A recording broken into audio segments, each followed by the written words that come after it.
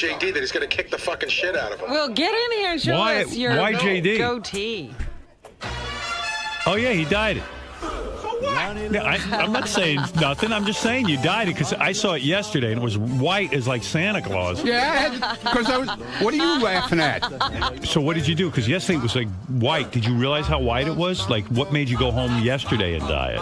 I don't know. I didn't. You must have noticed. Did someone say something to you? Us. And why are you going to beat up JD? Because you dyed. Because he runs with every little thing to Jason or Gary or something, or the TV, oh, look what he did today. I haven't said You're one word. full of shit, okay? Lisa, did JD say anything to you about it? No. Why are you blaming JD? Because he does it with everything, man. He didn't do it this time. I don't care. He could tell me from now until next year. You don't believe him? No. Wow. Someone even sent an email on the wrap-up show yesterday, like, Ronnie always is threatening to beat up JD. I didn't threaten to beat him up. You were like, what are you laughing at? Because everything is, you're talking on the, John invites you in. Right. So I go in and I'm talking about something, so I might not know everything, okay? Right. This one, he laughs at everything. Everything's funny. There was even one point where he started laughing, and then I laughed, and then he yelled at me for laughing. Yeah. Everybody was glued to the radio. Why is that funny? Why is that funny? You were laughing first, dude. Face. You Why tell is that me. funny? Who was laughing first? You were laughing first, weren't you? Why does he have to be in here? Go to the meeting. So, You I love don't know. Ronnie, right? I love him, but this one I had nothing to do with. I'm sorry, okay, dude. right, yeah. Okay. What'd you put in there? Yeah, What's this stuff? Just for men, man. Just for men. Yeah. And what did you comb it through? Yeah, they got these little brush thing. Oh. And so you just did that this morning. That's a little more elaborate than just a comb through because notice there's It doesn't look bad, There's though. like a pattern. Well, he It's makes got like sure a to zebra leave pattern. some- What would you like me to do, dude? It's but a like little brush thing. No, It's what a brush. I'm saying is, but you're like going in a specific way, no? No, it's got this little brush, Right. little small brush, and you just go through it. But you're not putting it in the hair in your head, are you? No. I got all gray hair back here and shit. Come on. But on your beard, you're doing it. But I think you did a decent job because you left a little bit of gray. Right, you don't go well, that's why I try to leave it natural looking. Although I got to tell you, in some spots it's super dark. Like it's That's like funny. on the sometimes the sides. dye. That's No, like right in the middle there. Wait, It's you like know- a fan. Sometimes the dye. Yeah, sometimes the dye gets real You thick know what's in places. interesting? Like, see this one part? I don't know if you can see it. Ronnie, just turn your head. I know the what you other mean, way. under the lip. No. Turn Right, your the head fan Oh, okay. part. Back. Right, Yeah. go ahead, Right point to it. here, it kind of looks like spaghetti sauce. Yeah, like it spilled on his chin. Yeah, well, maybe I just spilled something. I don't know. How long does it take you to do that? 5 minutes? Oh, and you did it this morning? Because you get up early. Yeah. He gets up way early. What time you get up? 3:15. I got to So- take care of the dog. So like at 3:15, you're dyeing your beard? No, but it's about 3:45. Yeah, because he takes care of the dog Takes first, 5 minutes. Then I he would- dyes his beard. I would do it at night, I think. Yeah, well, I forgot last night. Yeah. I was tired. How often do you have to dye your beard? Once a week. Wow. but Once you a let week. it go Yeah, well, for it a grows while. in, dude. Okay, it take grows easy. in. All right, You get calm down. roots? Yeah, you get roots. You get roots. Your roots are showing. You get roots. But did you forget for a while, or did you? No, I'm telling you, it's a week, and Yeah. It's a pain in the ass, though, the it upkeep. is annoying. This is the best of the wrap-up show. A recap and behind-the-scenes look with John High and Gary Dell'Abate. The best of the wrap-up show begins now. Hey, it's Gary Dell'Abate, Baba Booey. On Monday's wrap-up show, Sal came in and talked about how he's attracted to Tan Mom, which we thought was odd. He also talked about how Cats in the Cradle makes him cry. Then he cried. And then Benji talked about tasting his own semen, and Ronnie talked about it a little bit too. Very strange day on the wrap-up show. Here's how it went.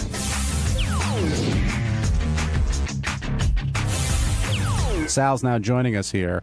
And Sal, you hit a lot of stuff this morning, ranging from your little crush you have on Tan Mom, which I thought was... I wouldn't say it's a crush. What would you call it?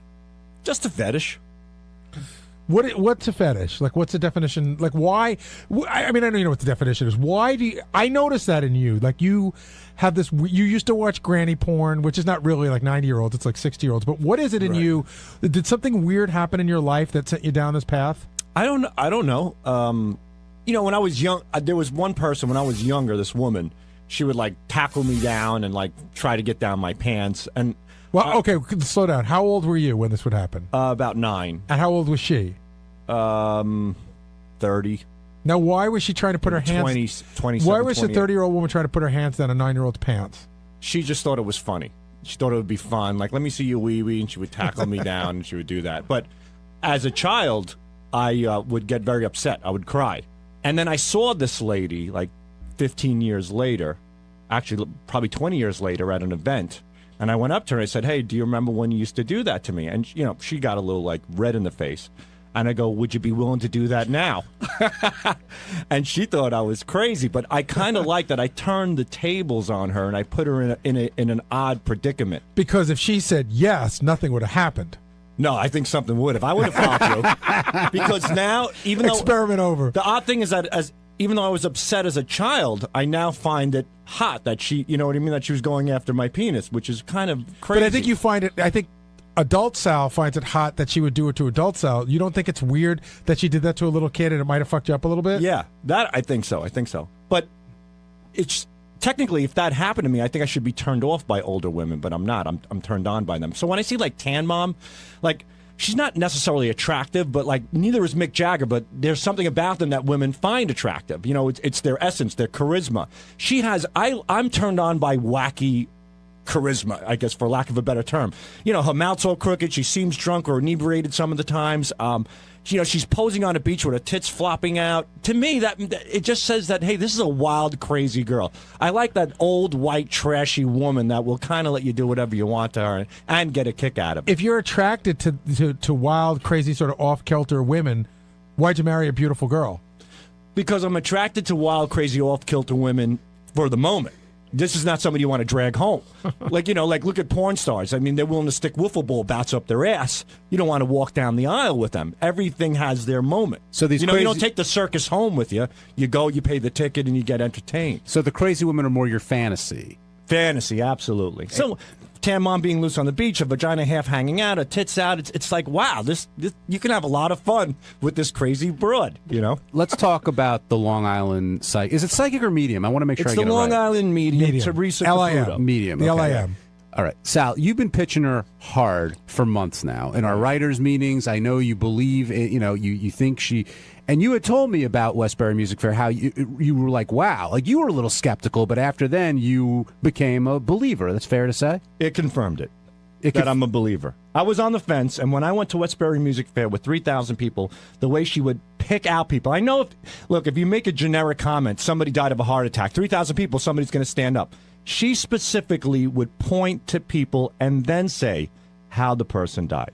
But I want to ask you a question, and I'm not saying the Long Island psychic does this. In my mind, she's a psychic, okay? Medium. She talks to the dead. Medium. But why... say somebody else did this act, right? Right. Why wouldn't... what makes you so sure that there aren't plants in the audience? There could be. There really could be. But I think that if she were to come on the air and she were to do some reads, or if you were to meet her personally, let's say your family members were to meet her personally, Gary, I think that possibly she would turn believers into some of us. But wait a second. You said the second part, that she could make me a believer, but you didn't answer the first part. Which is what? That you're just... It's a leap of faith for you to believe that it's all real. No, I'm confident that it's real. But why? Why are you so confident? Did you believe in psychics before? Or mediums? I did. As a kid, I would always watch George Anderson, which was on Channel 6. It would follow Jackie's comedy show, and he would scribble on a pad. And I went to see him... Hello? I went to see him, and it didn't turn out that well. Mm-hmm. And then I believe someone in John Edwards, and then I saw that whole special where, they were miking the audience, and then it turned me off. So I believe these people have somewhat of a gift, but I think that Teresa has the ability to really, she has an extraordinary gift where she's able to fine-tune it. And don't all the psychics fine-tune it? Don't they all? When John Edwards had that show, didn't he know things that only he could know? Yeah, I guess what makes her different than anybody else who is a psychic or medium? I can't really put my finger on it. There's just something about her that I think is quite fascinating. And again, being that I saw her live at Westbury Music Fair and what she pulled off was just like, it's just one of those things. It's a phenomenon. You really can't explain it. And Howard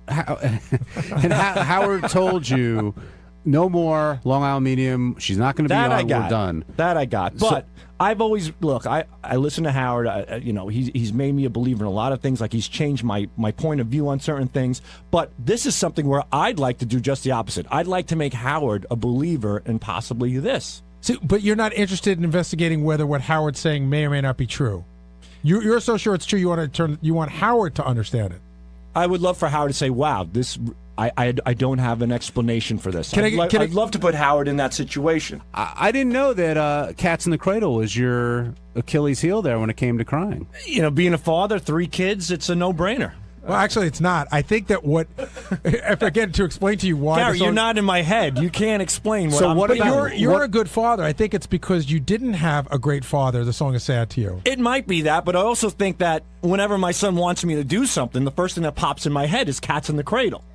And I'm thinking I better do this because I don't want to be at a point in my life where I'm going to regret not sharing those special moments with my son. Like someone you know really well. Like my dad, right. That I get it. But I look at it's just a sad thing. The whole thing is What horrible. specific part of the song gets to you? At the end.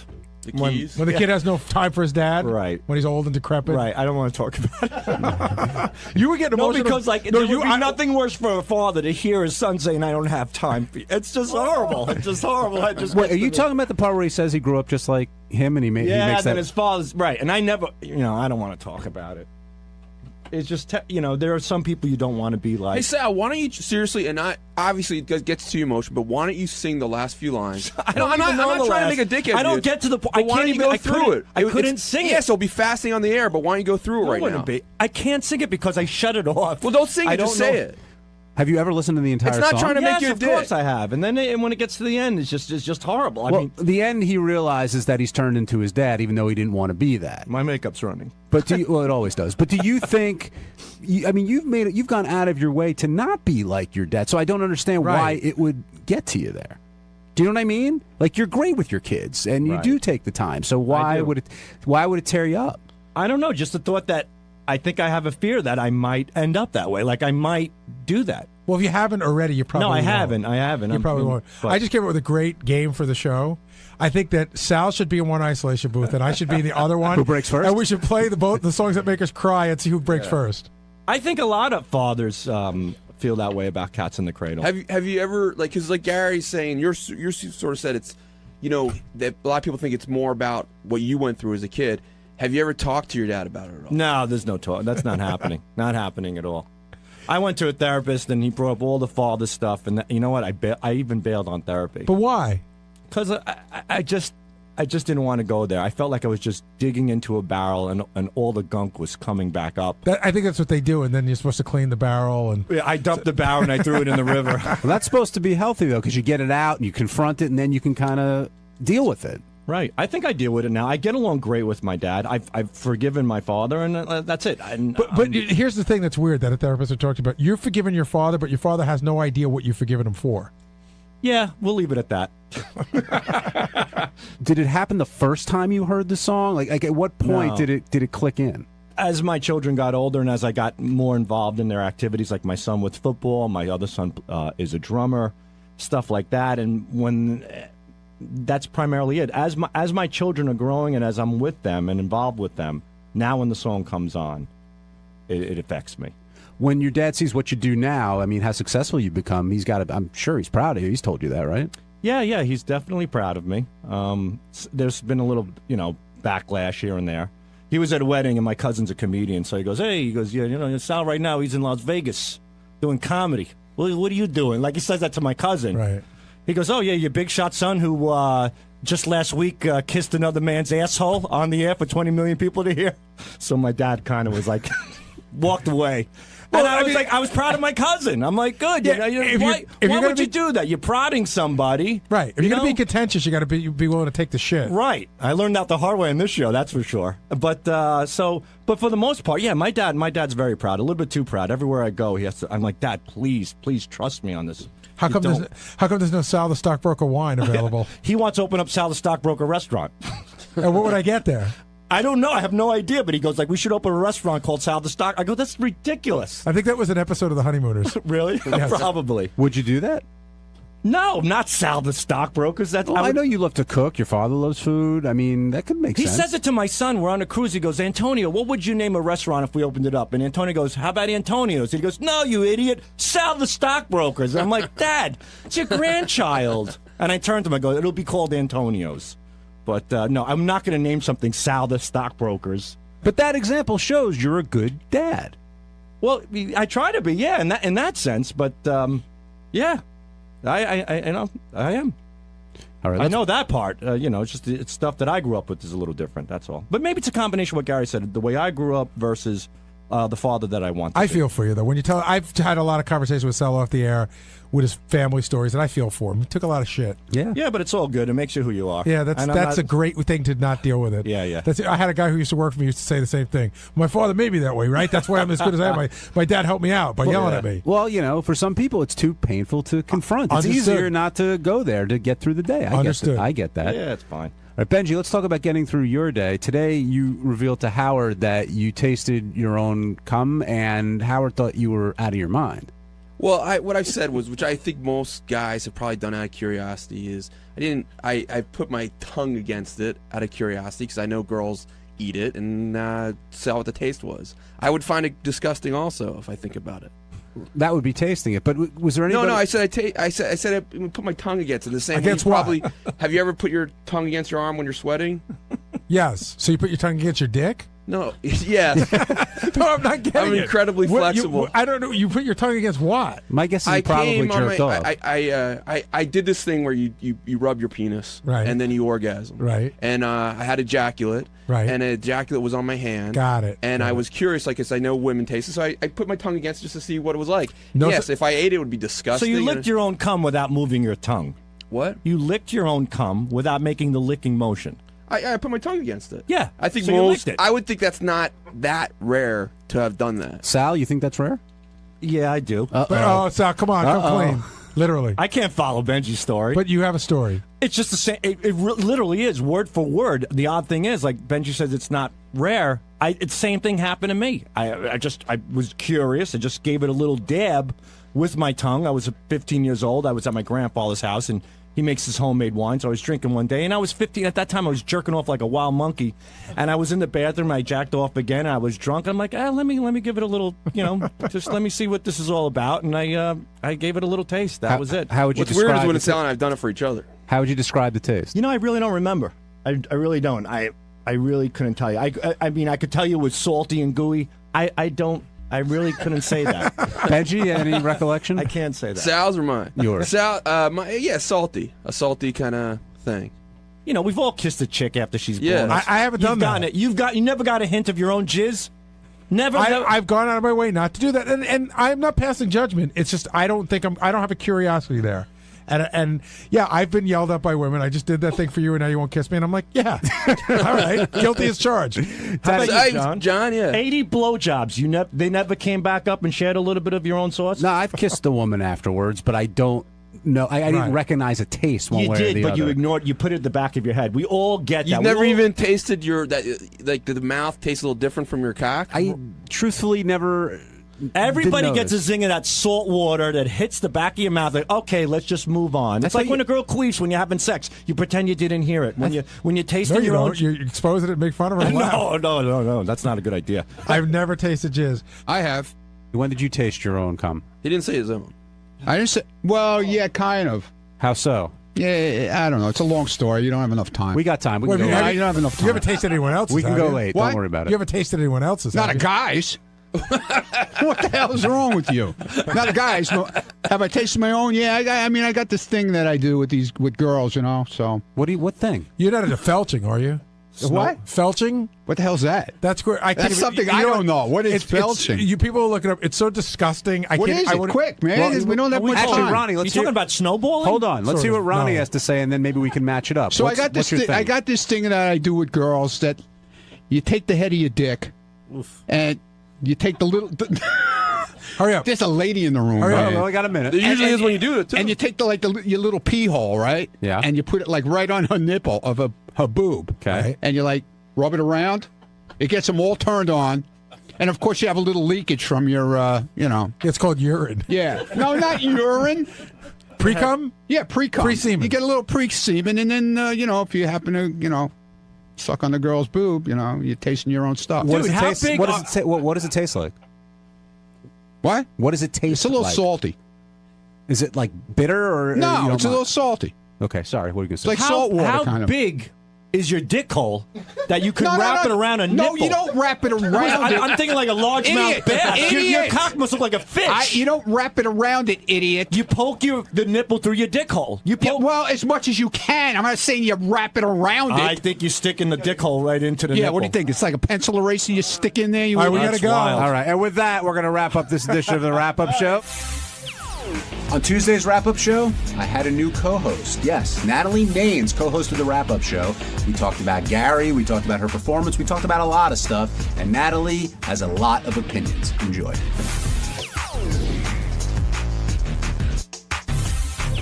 Natalie, you were a huge part of the show today. We're going to discuss your appearance and how you really feel about Gary and how Gary feels about you. I think we should break that down. And, of course, how you feel about Howard, who I know you love. Yes. Howard is not looking forward to his trip to Chicago, and with AGT, it's wearing him down, it seems. And, you know, he's got that and the Vegas week and a couple other things before things kick in at Radio City. And sometimes Howard complains about doing something, but then he gets there and he's okay. You know, he always makes the best of it. Right. But could you sense that he was a little, you know, worn down or wary of what he has going on this week? Well, he always complains when he has to travel and fly. But I asked him if he was liking the show less this year. And he said no, just the schedule. He regrets not having his time off. And Yeah. I regret these 2-day weeks. Yeah, I know you do. I think he misses, and yes, don't call in and say, I mean, Howard's getting paid very well to do AGT. We all know that. But when you're doing this show, and then during the off time, you're doing AGT, you're not leaving a lot for you. And Howard doesn't, for me specifically, really. Yeah, for Natalie, exactly. That's everyone's problem. But Howard, what was I going to say? Shoot. Howard, crap, it left my mind. I'm sorry. We're talking about something brilliant, I'm sure. His vacation time, if you will. 'cause he Oh, wasn't getting yes. And I was just going to say, Howard doesn't need the money. You know, he did it because he loves the show and he loves that. But I don't think he likes being pulled two different directions, which I can relate to. I agree with you there. Yeah, too much. Gary knows that Beth doesn't want to sleep with him, which we learned in that game. Howard reassured Gary that she doesn't want to sleep. But I don't think Gary was under any false I missed the pretense there. game because I was probably traveling here. What was the game? It's who would your wife bang and who would be the least likely to bang on staff. And they Beth asked played, and Beth said Gary was the one she would bang. Really? And who did she pick tonight? Sal. Sal was the least likely. But Beth then said she was just doing it. Like, she doesn't really want to bang anybody here. Right. Well, I got it. And You got to answer the question. Yeah. How do you answer that question? Who on the staff would I bang? Let's see. But it can't be Lisa G because she's a girl. You got to just I have to go bang with one of the guys? Yeah. Well, Teddy's kind of cute. Okay. I think. Look, everybody knows it would be Gary. I mean, that's no surprise to right. anyone, Well, you right? guys are already banging, Yeah. but outside of Gary, who would be the next? It would be Teddy. Yeah, probably Teddy. And who would be the worst? The least likely to bang? That's Coming in tough. right now. No. Maybe, that's a tough call. I'd have to really think about Come on, that. John. No, I'm the giving you an audience is answer. waiting for you. I'm sure to, it's basically Watch correct. the Natalie door, who Lucas. she would do. I'm getting to Natalie. Oh, Jason. Thank you, Teddy. Definitely Jason. Jason, who Same would question be to the you last? now, Natalie. Huh. And don't say Let me think. Howard because that's a cop Howard out. will be out. Okay. I'm going to go with Gary. Just kidding. I'm going to go with, Will. Will's a cutie pie. You like Will? Yeah. Hate to be typical. Yeah. But Will's a cutie That's pie. everyone's answer. I was going to. know, That's why I'm I said sorry. Teddy instead of I'm Will. sorry. Least and then likely. least. Be honest. Oh, I will be. I'll go with Sal too. Sal's handsome, but only because he's just so creepy and just seems so fucked up as far as his view on women and stuff. I couldn't enjoy myself. Let's go with Celebrity Superfan, which I listened to and I really enjoyed. I think you and Probst do a great job, and it was a good panel. He does a really good job for not listening to the show, don't you think? Just kidding. No, I know Probst is a big fan, and He is. and I was surprised with the Pieces of Vinyl thing because he did watch our show, so that kind of threw me a little bit. But that being said, you feel like not everyone. Now, look, you're a unique super fan. You could A take freak, on. you can say it. No, you could take on the regular super fans and hold your own. I think, I but could be on the regular Superfan roundtable. but you say Andy Richter, who I thought was fantastic on Celebrity Superfan, Yeah. really knows it. You could tell when people listen to the show Yeah. 6 to 10, 30, or however long it goes, right? He knew everything, absolutely. And Krista Miller listens all the time as well. And then who was the other one? Danny. Danny Zucker. Danny Zucker seemed to be for real. And I thought Jason Alexander, he had to leave early, but I thought he was good. I thought he was good on the show. He was knowledgeable, but not about current stuff. So he was going back to the old stuff. Yeah, I don't know how much of a listener he is. And you're saying I know. Knoxville is a poser or is not a poser? Let's get this straight. I actually wasn't. He did give me the blank stare on Pieces of Vinyl. He didn't know Pieces of Vinyl. So I'm going to have to go poser. Wow. But That'll- cute poser. That makes it okay. Yeah. I'm trying to think who else. We're forgetting. Oh, Cordry. Cordry's a... He seemed like a true fan as well. And I think you've talked about this with Howard before, though. But when you meet somebody and you find out they're really a Howard fan, they go up like 100 notches in your eyes, right? Absolutely. Well, we're just going to have something to talk about, which is fantastic. I never go out, but I go to that Jimmy Kimmel party every year because that's my peeps. And how was the Kimmel party this It's go around? fun because we all talk Howard and everybody knows everybody because of that. And it's just fun. Yeah, You walk in and know you're on the same ground, whatever that term is. Now I feel like JD. Common ground? Common ground. There you go. Thank you. And how deep did the conversations go? I mean, you could talk anything. Like, can you tell when people are like, yeah, they like Howard, but they really don't know the show, versus somebody who can, break down Benji's Vortex, for example? I think I'm just drawn to the people I know are already super fans, so that's kind of who I go talk to. Ryan Philippe, and he's cute Another as well. cute but one. There seems to be a pattern I here, Natalie. Do you talk to any ugly super fans? Let me see. Yeah, I talked to a couple. Okay, just checking. What's the approach with Howard, though, at that party? Is everyone kind of stepping back, or does anybody, move everyone out of the way to go talk to him? I don't know. I am just sort of excited to be in the environment with a bunch of super fans, but Howard, I heard him complaining about the party and that he does, first of all, his timeline, he spent 30, 45 minutes talking to everyone. He was there for 9 hours, I think, after that recap.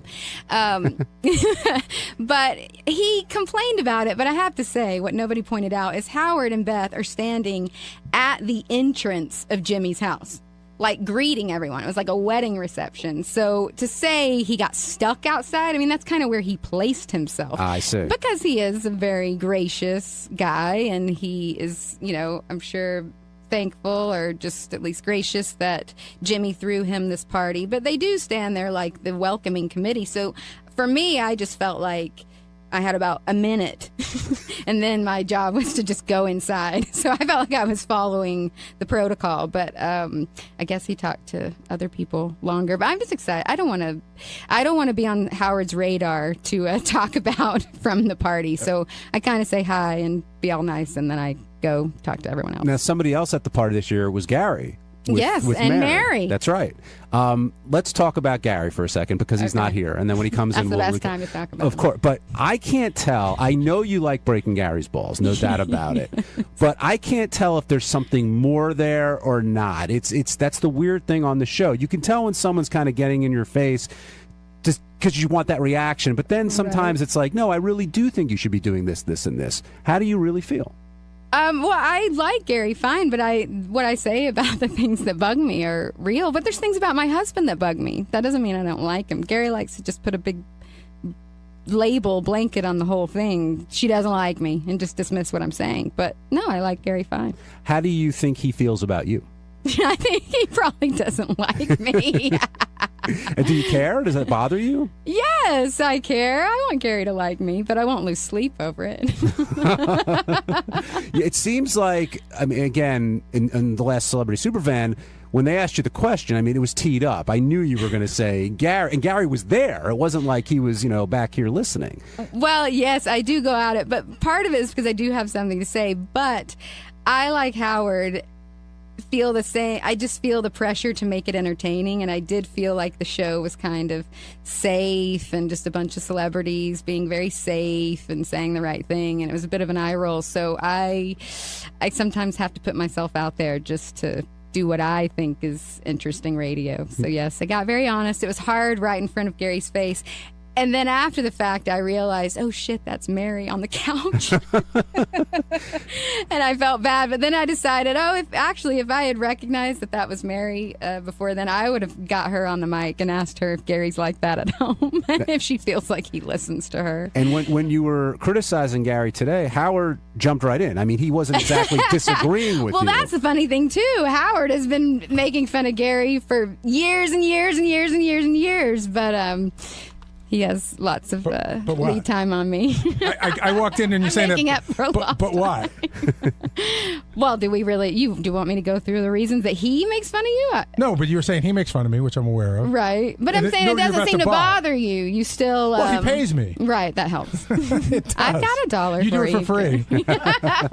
But Natalie was saying, like her husband, she'll pick on him sometimes if she feels like he's out of line or. Well, he's married to her. He has to take her shit. So do you take Mary's shit? That's my sometimes. question. Yeah, I do. I mean, don't you take some of his shit sometimes? Absolutely. That you wouldn't take from somebody else because you're not married to them. Well, you know what? Actually, I think I'm pretty good at maybe trying to listen to what people would say about me and I like how you brought let that it sink in. How you brought that back to me. But I like how you tried to take it away from you. Natalie likes to mix it up, and she likes you. She's got an opinion. She's got an opinion, and she likes you. But I know you think you're not sure, sort of where Natalie comes in. Sometimes it's hard. Natalie's got an interesting move because Natalie's cute and she's got a big smile and she has a big laugh, which you can sometimes use all those while you're putting the knife in. Well, listen, some people get the knife without the laugh. Oh, that sounds ugly. That is. sounds terrible. I wouldn't want to get rare. that. Yeah, I wouldn't want to get that. I scare myself. But you're very disarming because you could take a shot at somebody but you're a sweet person. Well, and also I think I listen to the show so much that I feel I know you guys more than you obviously. So you're looking at me like, who's this singer having all these opinions about my ass? But like a super fan. Yeah. You don't really know us. Right. That's what I'm saying. Right. This is just, I know you from the show and I'm wrapped up in this world, so I feel open to say it because that's what the show is about. Right. And I get the show and I'm just having fun. Take a guess who Natalie picked on most likely who she'd bang on the staff and least likely. Who do you think? Well, Howard would be most likely. Howard, we eliminated. He was out. Fred. I would think she would bang Fred. Fred didn't get the vote. Wow, because I'm trying to think of if we're going for looks or like respect of like who she thinks is funny. Looks. So Will? You got it. Okay, good. And least would have to be, sorry, but I think it's Benji. No, it's not actually. Scott the engineer? No, Sal, just because he's so weird and fucked up about girls, I couldn't enjoy myself. You couldn't bang a guy who wants to bang Tan Mom? I couldn't bang a guy who wants to fuck a girl, have the I'll never forget, this was years ago.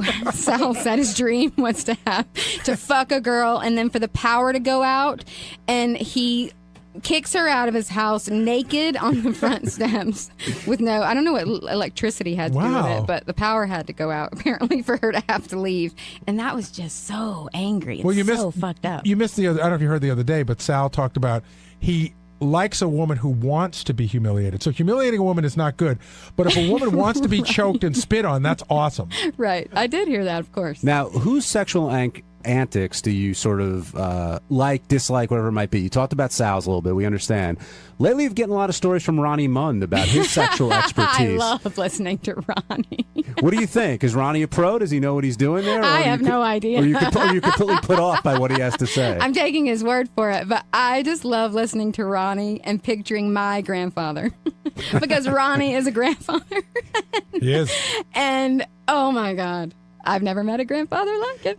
Ronnie is one of a kind. He is. When you come out of the studio, Natalie, when you're done and you have to go talk to Lisa. It's hard. Awkward, totally phony, partially phony. No, who? Both of you. No, she's not phony. She seems a little pissed at me, but listen, again, it's not the same as with Gary. My stuff towards Lisa G is probably a little more passionate, but listen, I don't know Lisa G. I just know her from the show, so I'm commenting on her character on the show. But it is weird to see her in front of her face because I don't like to be mean to people, and I don't want people to think I'm mean. I have a question for you about Lisa, because Lisa came to me today, and I was running around and hear everything, and she said, I just want you to know that Natalie did ask me to perform with them, but there wasn't going to be a dress rehearsal, and that's why I turned it down. That's not my problem.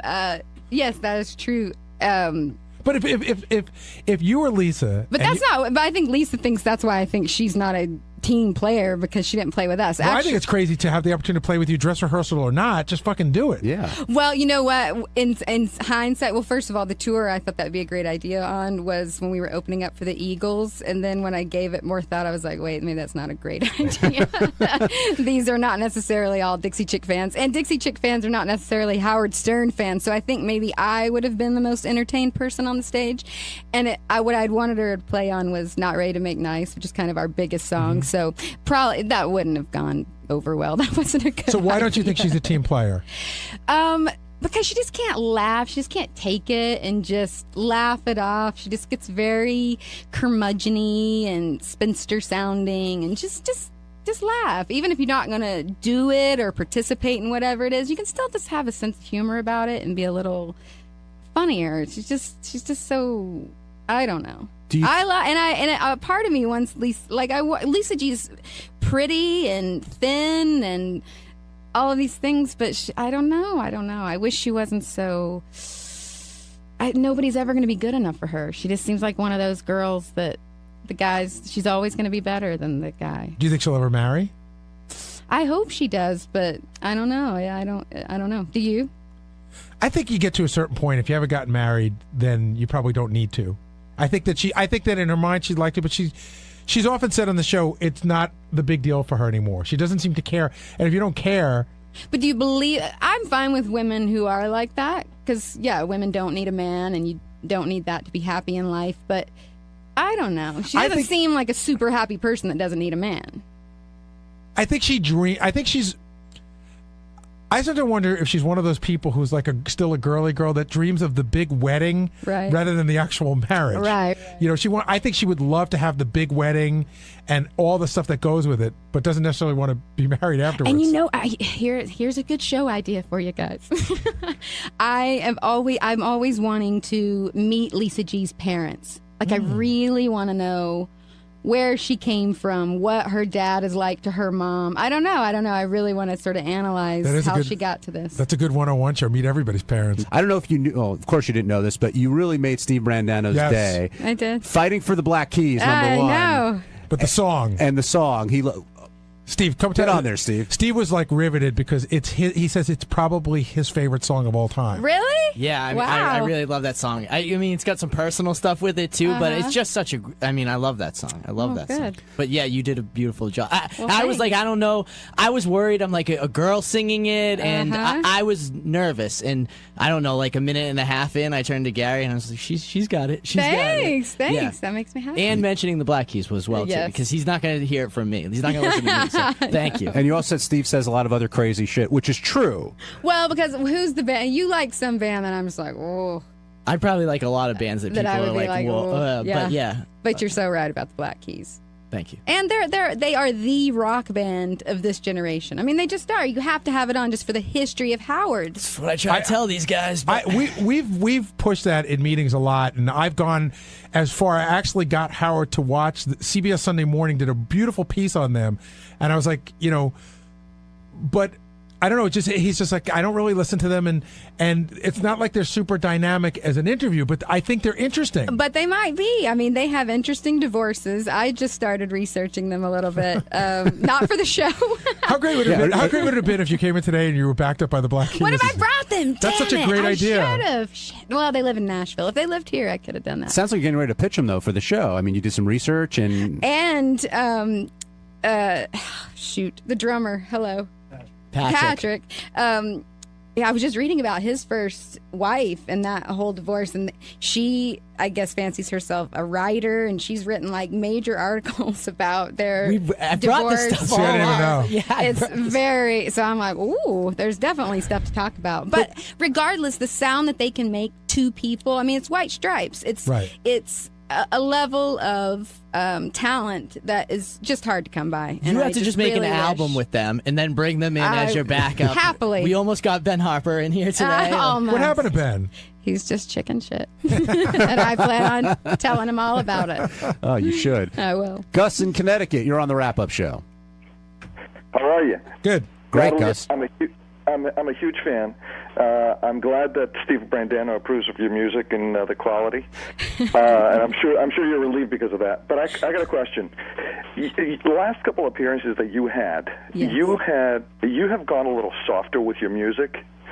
Do you think that your voice has gotten a little weaker as time has gone by? Yes, definitely. No, and what do you mean softer with my music? Fuck you. Just kidding. See, I don't think he said up here he thought you've gone more mellow, but I don't think that's it at all. I think it's gone more It's the reverse. cerebral would be a better word. Thank you. I was going to ask, how long have you been listening to the show? Like consistently, like a freak since 2005. So, because this may have been discussed last time you were on, but when Howard was sort of not siding with the Dixie Chicks, were you a listener Very of the much show?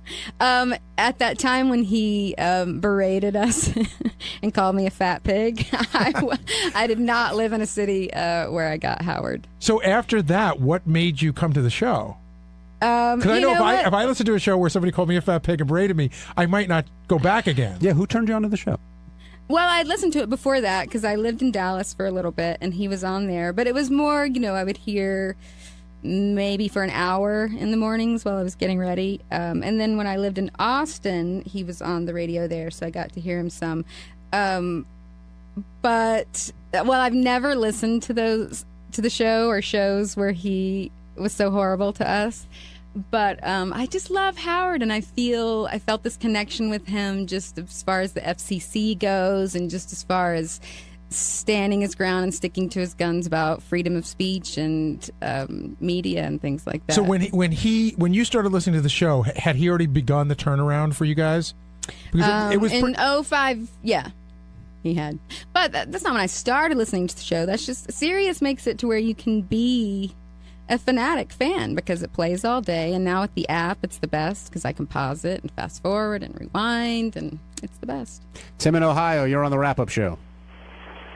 Yeah, I was wondering if Natalie would pull a David Arquette and sit in the show for a week, and to follow up on that, if there's anybody on the celebrity superfan that she thinks could do that.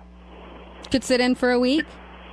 Yeah, like I was thinking Andy Richter would be good to fill in for a week. He probably would be good. You know who I was listening to this morning was the old Mitch Hedberg, an old appearance of his, and it crossed my mind, he would have been the right personality for that chair. Something about just how he would chime in or share his own stories, and just he was an interesting person on his own, not a comedian trying to make jokes all the time. Just more a storyteller and open. He would have been good, but he's dead. So let's talk about Superfan for a second, because it's really hard to book a Superfan roundtable with a bunch of celebrities at your intensity. Yes. But you seem to have no love if you're not in it all the way. Well, only because it's when we should change the name to the Celebrity Fan Table. Because I know what you're saying, and I've actually called some people who have said to me at times, I was listening for a long time, but I haven't in a while, so I don't think I should do it. And then I think there's some people who, if you give them a month's notice, they'll listen every day to make sure they're coming in, knowing what's going on. Right. Well, you would think Jeff Probst would do that since he co-hosts. Well, he's doing the daytime. He was doing the daytime show, so that I just like giving him a hard time. Well, who seems like a super fan is Kevin Bacon.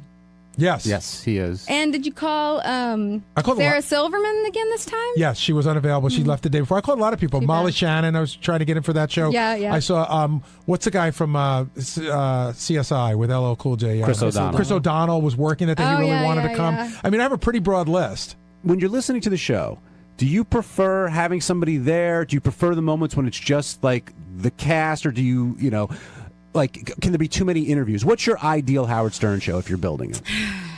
Oh, that's hard. I do like all of the insider stuff and the Whack Pack. I mean, Beetlejuice is the best. I love the employee antics and all the stories. And I love the interviews. I love them all. It's just the right balance. And 5 days of it. You just want and more. me, yes. I would be an excellent addition. Well, you would mix it up, that's for sure. The Star Trek convention, I didn't get to play this for you yesterday. The Star Trek convention, much like the Star Wars convention, and I mean, we know what that sounded like. What's your favorite character on Star Trek? I would have to say Data from Next Generation. Why is that? Well, because of his uniqueness, trying to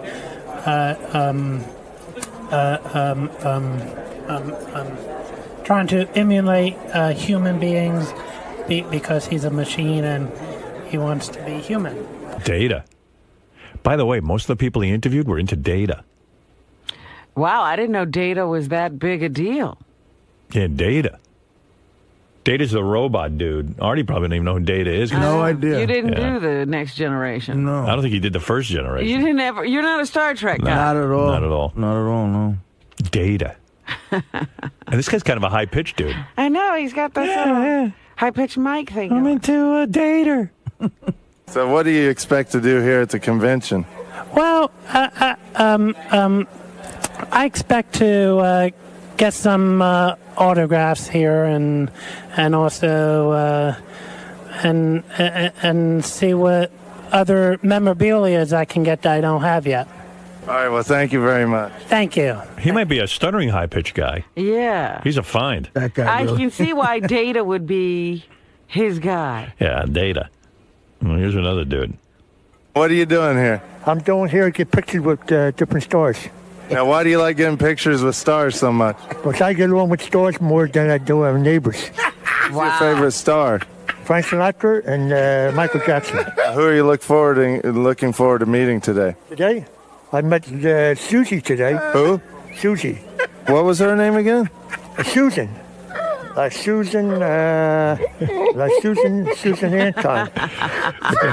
Oh, my God! What's she doing at the Star Trek What convention? the fuck happened to Susan Anton? That is such a name. Oh, she was so yeah, hot. she was hot. Remember she Dudley married Moore. Dudley Moore? Yeah, and that went horribly wrong. You know it's a man's world when Susan Anton marries Dudley Moore, and Dudley Moore's treating her like shit. I saw Eddie Murphy at Radio City Music Hall. Me and my two buddies, we sat in the back row in 1985. Right. And the big fucking thing in the whole room was when Dudley Moore walked in with Susan Anton. They walked right by us in the aisle.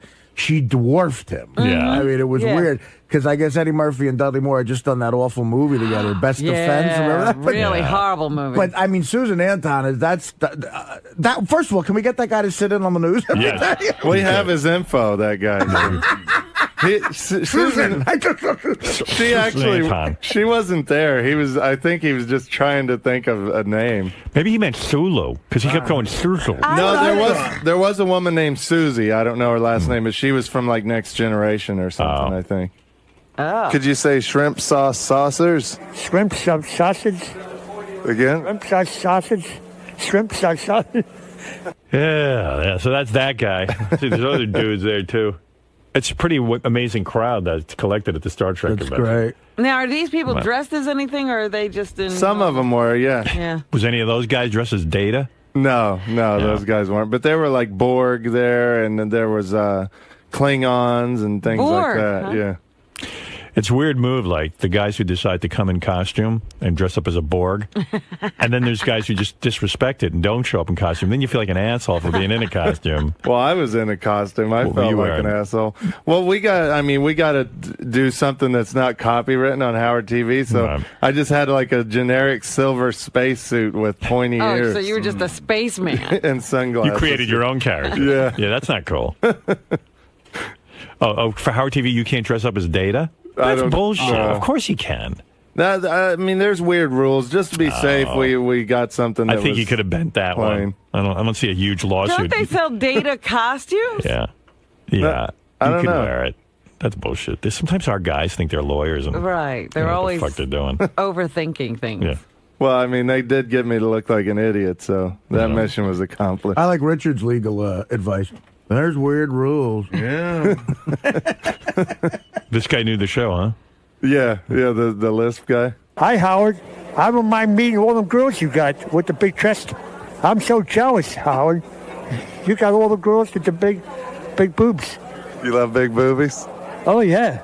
Now, what about, do you know Robin Quivers? Yeah, Clippers. Oh, Clippers. Oh, my God. She's a knockout. What do you think of Robin Quivers? She's nice.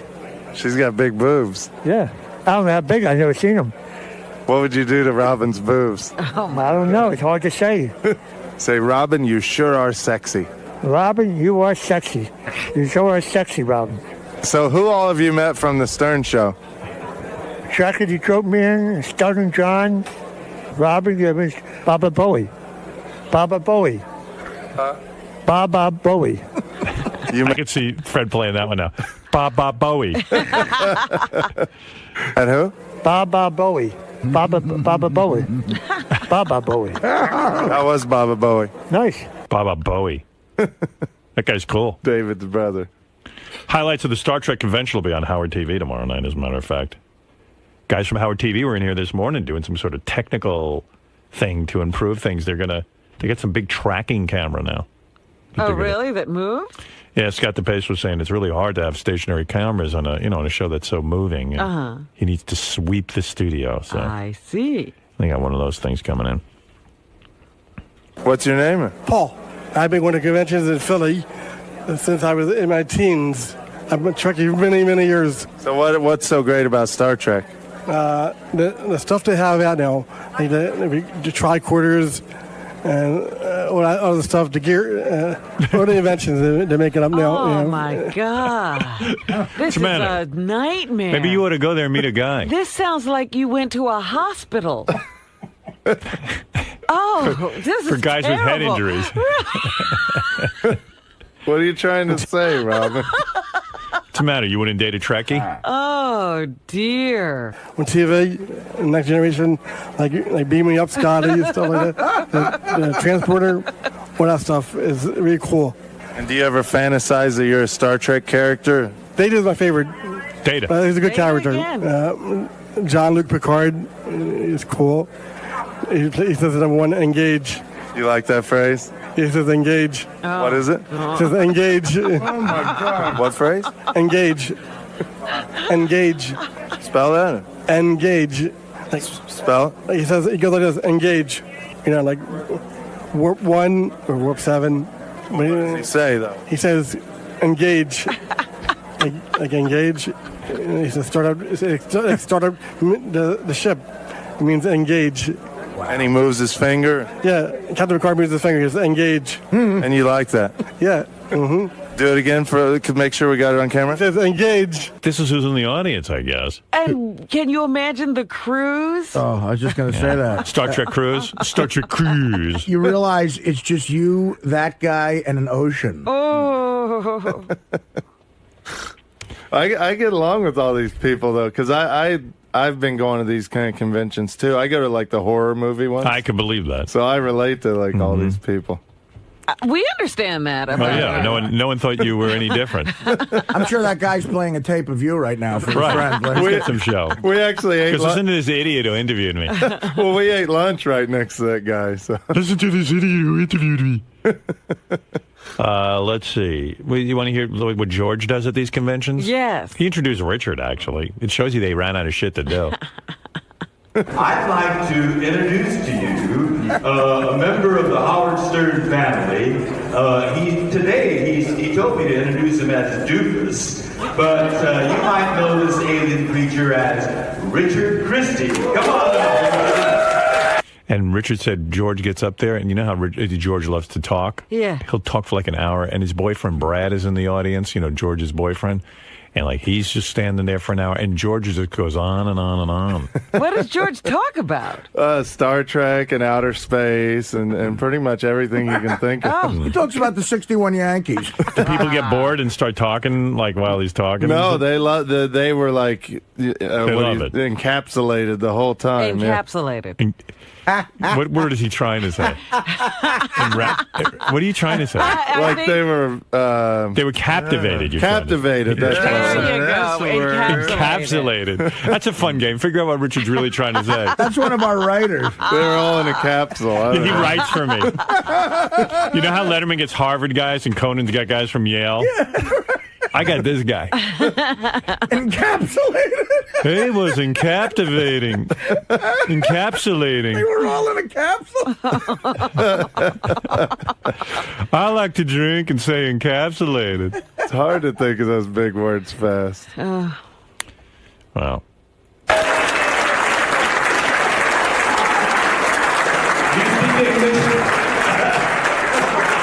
you say stuff?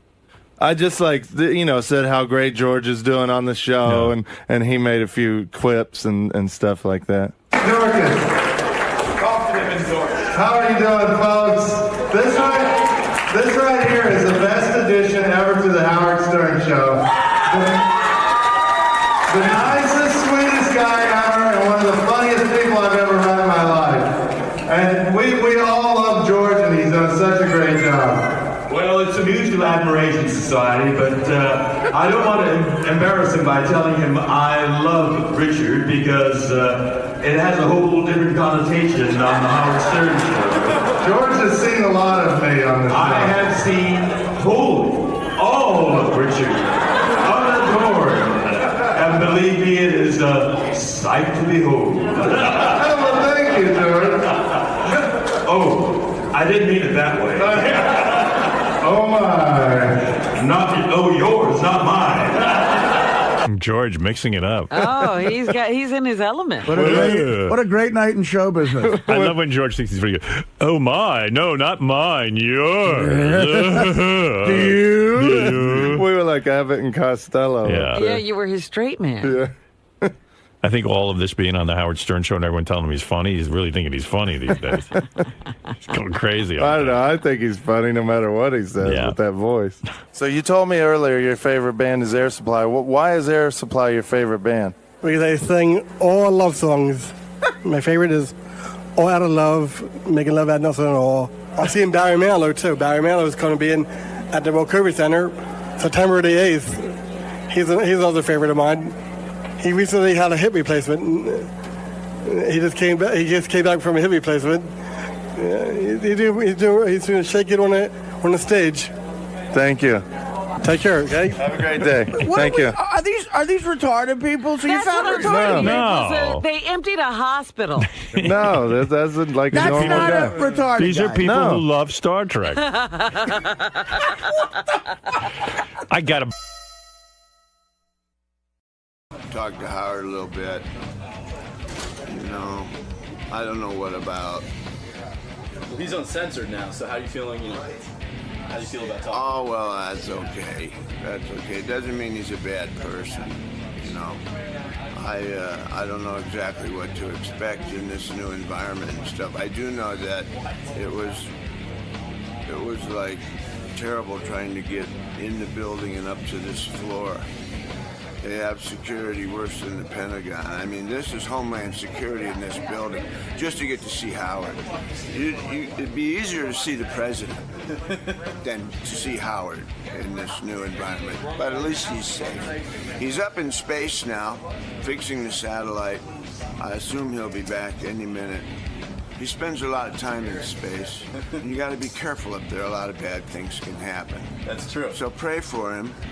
Certainly my thoughts and prayers are with him, and hopefully he'll make a safe return and into the Earth's atmosphere here soon. All right, Joe, have fun in there. Yeah.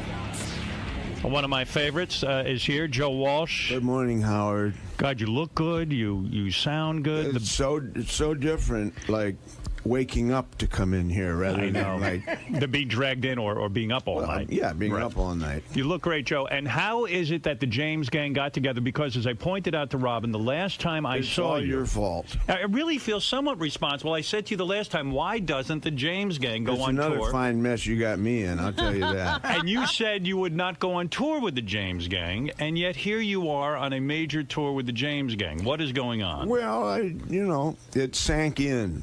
What happened to make this happen? You got me thinking. Had you guys not spoken in a while? Was there an uncomfortable? Oh no. We've always been buddies. You weren't sure a commercial success could be had with the James gang going out on tour, was that it? Well, I didn't know. It was a lot of momentum. I didn't know if I had a window in the Eagles schedule. But some stuff came together. There was a window. There was a big window. Together, in the old days, Joe would have jumped out of the window, but now you climbed in the window. Are the other guys thrilled? You've got to be thrilled to have a James Gang reunion, right? I mean, you're ready to make some dough here. Thrilled, totally thrilled. What were Fantastic. you guys doing? That's a good Boy, call are we again. thrilled. It's great. What were you doing before Joe gave the phone call that he wanted to get the James Gang Still back doing to you? music stuff. We were waiting for the phone call. Yeah. It's a long wait, 35 years. Standing by the phone is a real drag. Carry it everywhere we We go. had cobwebs all over us. When you wait for a phone call from Joe Walsh for 35 years, but be serious, did you ever think it would happen because Joe went through his drinking stage and his crazy stage? Yes. Did you really? You did think? Yeah. You held out hope? Yes. Really felt it Because, like would you happen. said, we were friends the whole time, so we knew eventually.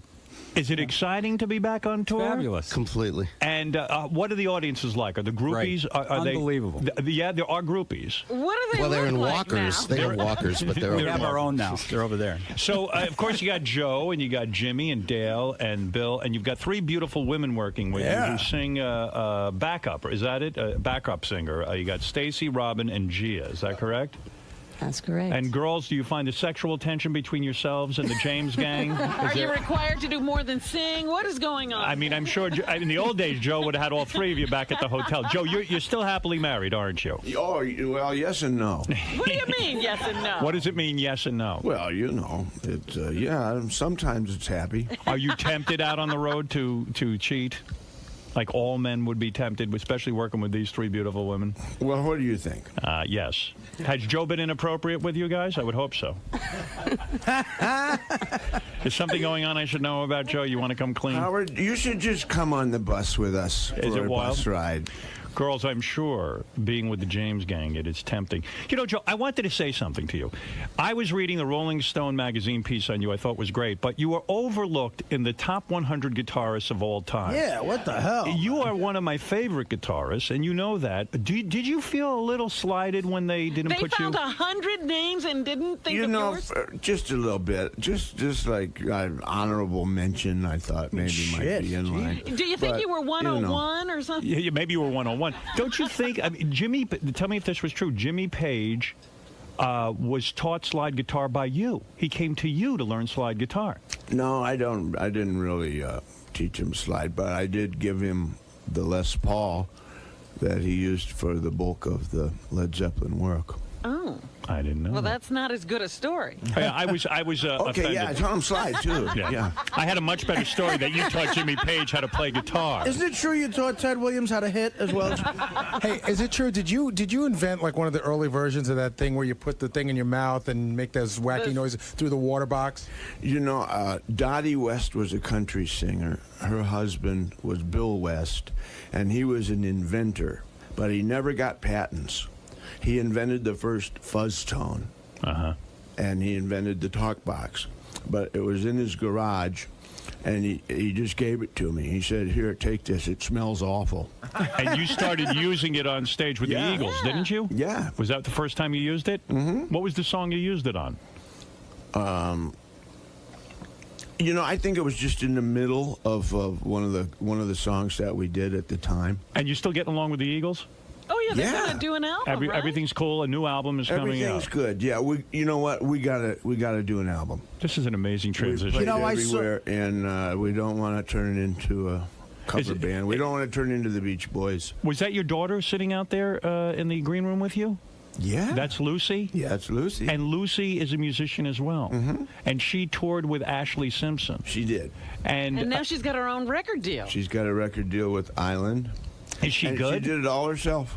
Yeah, because you were like she is how old now? 20-something? Yeah. All right, so she was growing up while you were in the crazy Joe Walsh Yeah, I was going to stage. say, how long have you known her? Yeah, I mean, when did you get reacquainted? Well, she was about 12 when I got sober. Are you going to introduce me to her, or are you going to keep her out there? Well, I'm going to keep her out there. Good move. You're a smart man. No, but she evidently is very beautiful and a musician. She's a great musician. Holy smokes. But growing up, you didn't have much contact with her, right? Because yeah, right. So do you think it was like a case of I want to be like my father? Maybe I'll get to know my father through music? Yeah, I think so. But she's got the music gene. And now you guys hang out together and you're reestablishing. Oh, there she is. Oh, good. There she is. There she Good. is. Hey, Howard, baby. this is Lucy. I'll be polite. Don't worry, Joe. Hi, Lucy. that's How are Howard. you? Hi, Robin. Hi there, how are you? I'm very well. So, Lucy, you have your own music career going now, right? And you have an album coming out? I do. I'm a recording artist on Island Def Jam. What kind of music are you doing? You rocking or? It's definitely going to be pop radio, but it's I think it's a breath of fresh air for artists my age. These girls that are kind of. Do you go by the name Lucy Walsh? Yeah. Is it hard being the daughter of the great superstar Joe Walsh to actually go out there and try to make a musical career while you have a father like that? I think that the name gets you in the door very easily, but if you don't have the talent to stay there, nobody gives a shit, really. Do you think that it was a way of connecting with your father because he wasn't around, because he was, he was high all those years and everything? Well, I've definitely learned a lot about the ways that he is from Right. doing it myself and seeing what it's like to be on the road and seeing how freaked out you get when you come home and you just want to be left alone. And So you understand your dad. You understand he probably loved you. He just wasn't capable of dealing with you. Oh, this must have been some group therapy session you two were Wow, on. yeah. Oh man. Yeah, So it when was did you start sweet. to get to know your dad again? I mean, I'm pleased to see you guys running because I love Joe, and it's nice that his daughter has a relationship with him in my early teens, in your early teens. we kind of made the big commitment to reconnect. How was that? Did you yell at him a bunch first? Yeah, were you really You did? angry? Yeah. A little bit, yeah. Was Joe able to we take had a it? couple good. Oh yeah. He was over. Well, he just sat and listened, and then he. Oh, I had it coming, didn't I? Yeah, oh, Joe, yeah. I'm proud of you. I'm proud of you for being able to handle that. Yeah, that's not easy I to don't handle. do that anymore. She pretty much taught me how to be a dad. That would drive me back to drink, that yelling situation. So now you guys have a good relationship. By the way, you're a very attractive girl. Thank you. Which wife was Lucy's mother? Was it number one or number two? Number two. Number two. Plaintiff. Plaintiff. Plaintiff, yes. And now you have a nice relationship with your father. It's wonderful. That's great. It's very interesting, and it's definitely a learning process. Did you have rebellious years where you tried to get his attention by acting out in bizarre ways? I think those are now. Now. I think that's starting now. Right. You are, you're shooting a pilot for a reality show, right? We've been working on an MTV pilot. You're in it, Joe? Yeah, well, I have to be. Yeah, it's kind of. You want to play her dad? No. No, okay. Joe, you're very private, actually. Very private. Does it bother you to be on an MTV reality show, being Yeah, a Lucy's little dad? It does, little because bit. there's a lot of shit that still needs to be worked out, right? A little bit. Is it all honest and come out? Is there embarrassing moments? Well, I don't. They're going back and forth. I mean, for me to be me, it's got to be unscripted. Right.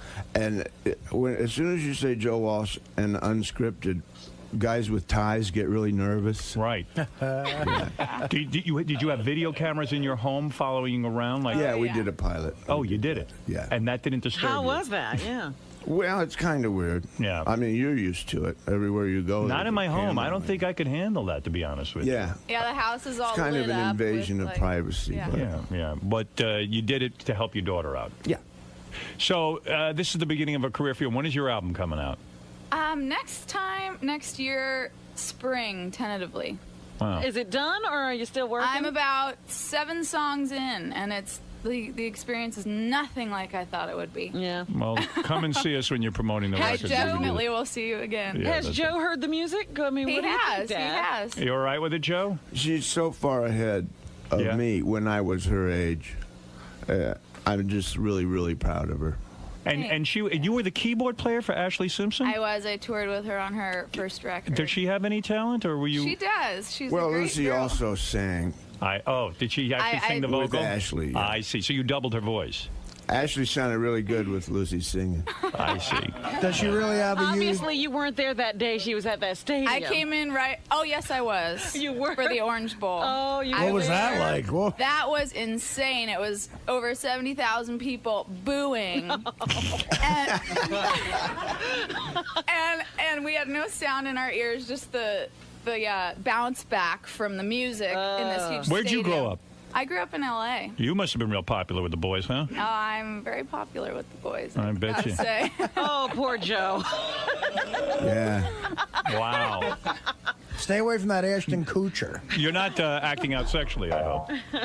I'm a good girl. You are a good girl. You're not giving yourself to a lot of different rock I'm musicians. totally in love and a very With good what, a rock guy? with a pop star. He's I the see. singer of the Click Five. His name's Eric, and he's out in the other room. Are there any videotapes of the two of you making love that are going to end up on the internet? Because None have leaked yet, but there's a few of your father, I think. Well, congratulations to you. Thank Nice you to meet so That's much. Lucy, who is Joe's Pleasure daughter. to meet you. You know, Joe, when you stay out of the parenting, you raise lovely children. Yeah, your children turn out well. Ain't it great? you got a good one there. Nah, that was a great surprise when I got sober. Holy smokes. Yeah. Well, anyway, I'm excited about this reunion. And by the way, Joe, you were not an original member of the James Gang. No, I replaced a guy named Glenn Schwartz. And when you replaced Glenn, the band became successful. Is that true, guys? Very true. Very true, yes. All right, well, good for you. Then Joe decided to leave. Then Joe had to leave to discover himself. He wasn't comfortable being part of a trio. Yes, I had to head out into the great unknown. Rather than leave the guys, couldn't you just add more people and then not be part of a trio? I probably could have. All right, and it was the Eagles' greatest break getting you, wasn't it? Because it really it hipped up their sound somewhat. Well, it made for some interesting chemistry. All right, here is the James Gang. First of all, your background singers there are intriguing. They're great. My guess is Joe is openly doing the blonde, secretly doing the brunette in the middle. He's got them all, but they don't know. And was rejected by the third girl. There's got to be some. Are any of you in love with Joe? Is that what's going on back there? Because I don't know. I'm not squealing. Are you being faithful, Joe? Yes. You are? Yes. All right, that's good. You should come on the bus. It's fun. Tell me about your guitar We have a style. Tupperware party. I bet. What is faithful to you, though? Is oral sex faithful?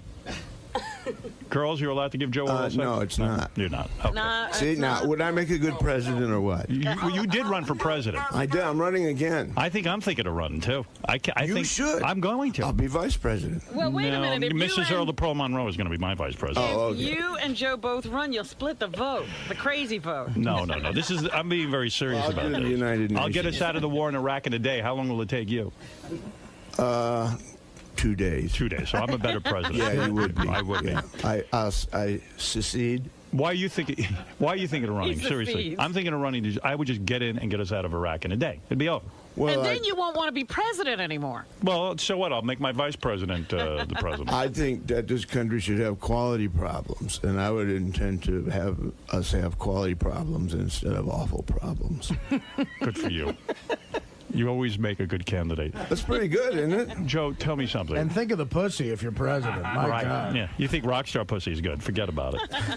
Joe. Yeah, you get Monica Lewinsky. Oh, my. Joe, tell me about your guitar style You're right. for a second. I was shocked to read that your guitar style, Pete Townsend was your hero, and your guitar style is not just rhythm guitar or lead guitar, it's rhythm lead guitar, right? Yeah. And that's why it was easy for you to be in a band of three guys because you're doing the part of two people. Well, that kind of I never planned on being a singer. You always wanted to be a guitar player. Well, see, our singer quit. Is that what happened? Is that the on James? the way to a gig? And so and you we guys couldn't. We had to play because we didn't have gas money to get back home. Oh, my. And so I was the singer. So you became the guy. And being the singer, I had to modify my guitar playing. So when you got sober, did you have to do the whole apology thing? Did you have to apologize to half the women Make you screwed? amends? Yeah. Yeah, pretty much. I still got a few to make. You're still working on that. Howard, I'm sorry for everything mean I did. You don't have to apologize for a thing you did. Anything you did on my show, like passing out. When I was taping a pilot for Fox Television, you passed out in the middle of the pilot. Well, it was boring. And yeah. On the set, right? And he fell down. He fell down during. I was interviewing someone, and you just slept during the whole show. It was the greatest thing ever. If you could have sat there and slept, I think the show would have gotten picked Well, up. probably a little nap was in order. Absolutely. So, I was going to ask you. You recently played a bar mitzvah, which I was shocked. You Right. and Henley. Oh, yeah, that. It was a tremendous amount of money, though, right? Did you get something like $1 million? We got a lot of money. Was it $1 million? Maybe between us. So $1 million bucks for the two of you guys to show up. And how many songs did you play? Oh, we played about 6. 6 songs. Yeah. Holy shit. That's about I don't know, $300 a note.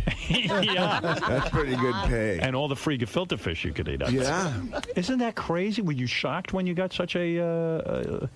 An invitation. I mean, and you Yeah, accepted it's weird now. Billy Joel said he got invited to the same function, and he said, I don't do bat mitzvahs. Like, that was his thing, his rule. He didn't care how much money someone paid him. But you're willing to go do a bat mitzvah or two for $1 million, right? Well, sure. Why not? Were you shocked to see Fleetwood Mac backstage? They were there too, right? Right. Oh, yeah, all kinds of Steve Tyler came. I mean, it was unbelievable. That was amazing. When It they really heard was we were crazy. getting a lot of money. Did you wear a yarmulke? No, I didn't. You did not? No. Well, this wasn't the religious part. This was the party, right? It was nuts. This poor girl. All she wanted to do was like have some people over to her house. And her dad throws this huge party. Right. Yeah, well, I actually know the family. And the whole place was full of intoxicated 14-year-old people. Oh, my. And I didn't know quite how I fit into all that. But well, what songs did you do at the bat mitzvah? We did a couple of Henleys. Right. Boys of Summer, stuff like Very that. nice. And a couple of mine. The kids danced, and it was a good time. Yeah. A lot of 13-year-olds into the Eagles and Fleetwood Mac. Right. I wish they would have videotaped that for that reality show. That's a great reality. Daddy, I want to hear Rocky Mountain Way. So, all right, this is exciting. The James Gang is back together. Joe Walsh, Jimmy Fox, Dale Peters, and Bill Appleberry are here. Stacy Plunk, Robin. How do you say your name, Robin? Robin Kermsey. Kermsey. Kermsey. Ah. Little egu over that E. Yeah, you married woman? I'm engaged. You are engaged. Well, I wish you luck. To Joe Walsh. Not to me. Not to Joe Walsh? To somebody with a lot of money, that's a big rock. Put this ring on my finger before we went on the road. Well, you're a He's wise good-looking man. woman. I'm sure that it was not hard Thank for you you, to get a Howard. husband. Is that correct? Pardon me? Is he a rich guy? I think that he's accomplished. What Yes, does he you do? could Say that. What Rich is- in spirit, though, the most. What kind of work is this guy into? He's in car industry. Cars. I knew I should have gotten into that. So is my father, too. Yes. And also Gia, and I hope I'm saying this name right, Cambodi. Chimbodi. You engaged too? No. Well, you can be with Joe tonight. You'll be a lucky woman. Be with the whole James gang. What about you, Stacy? What's your That's a story? You different got a boyfriend, or are you playing the field? That's my answer. Oh, you're a lesbian. Oh. Are you a lesbian? No. No. That's too bad. All right. Well, anyway, let's...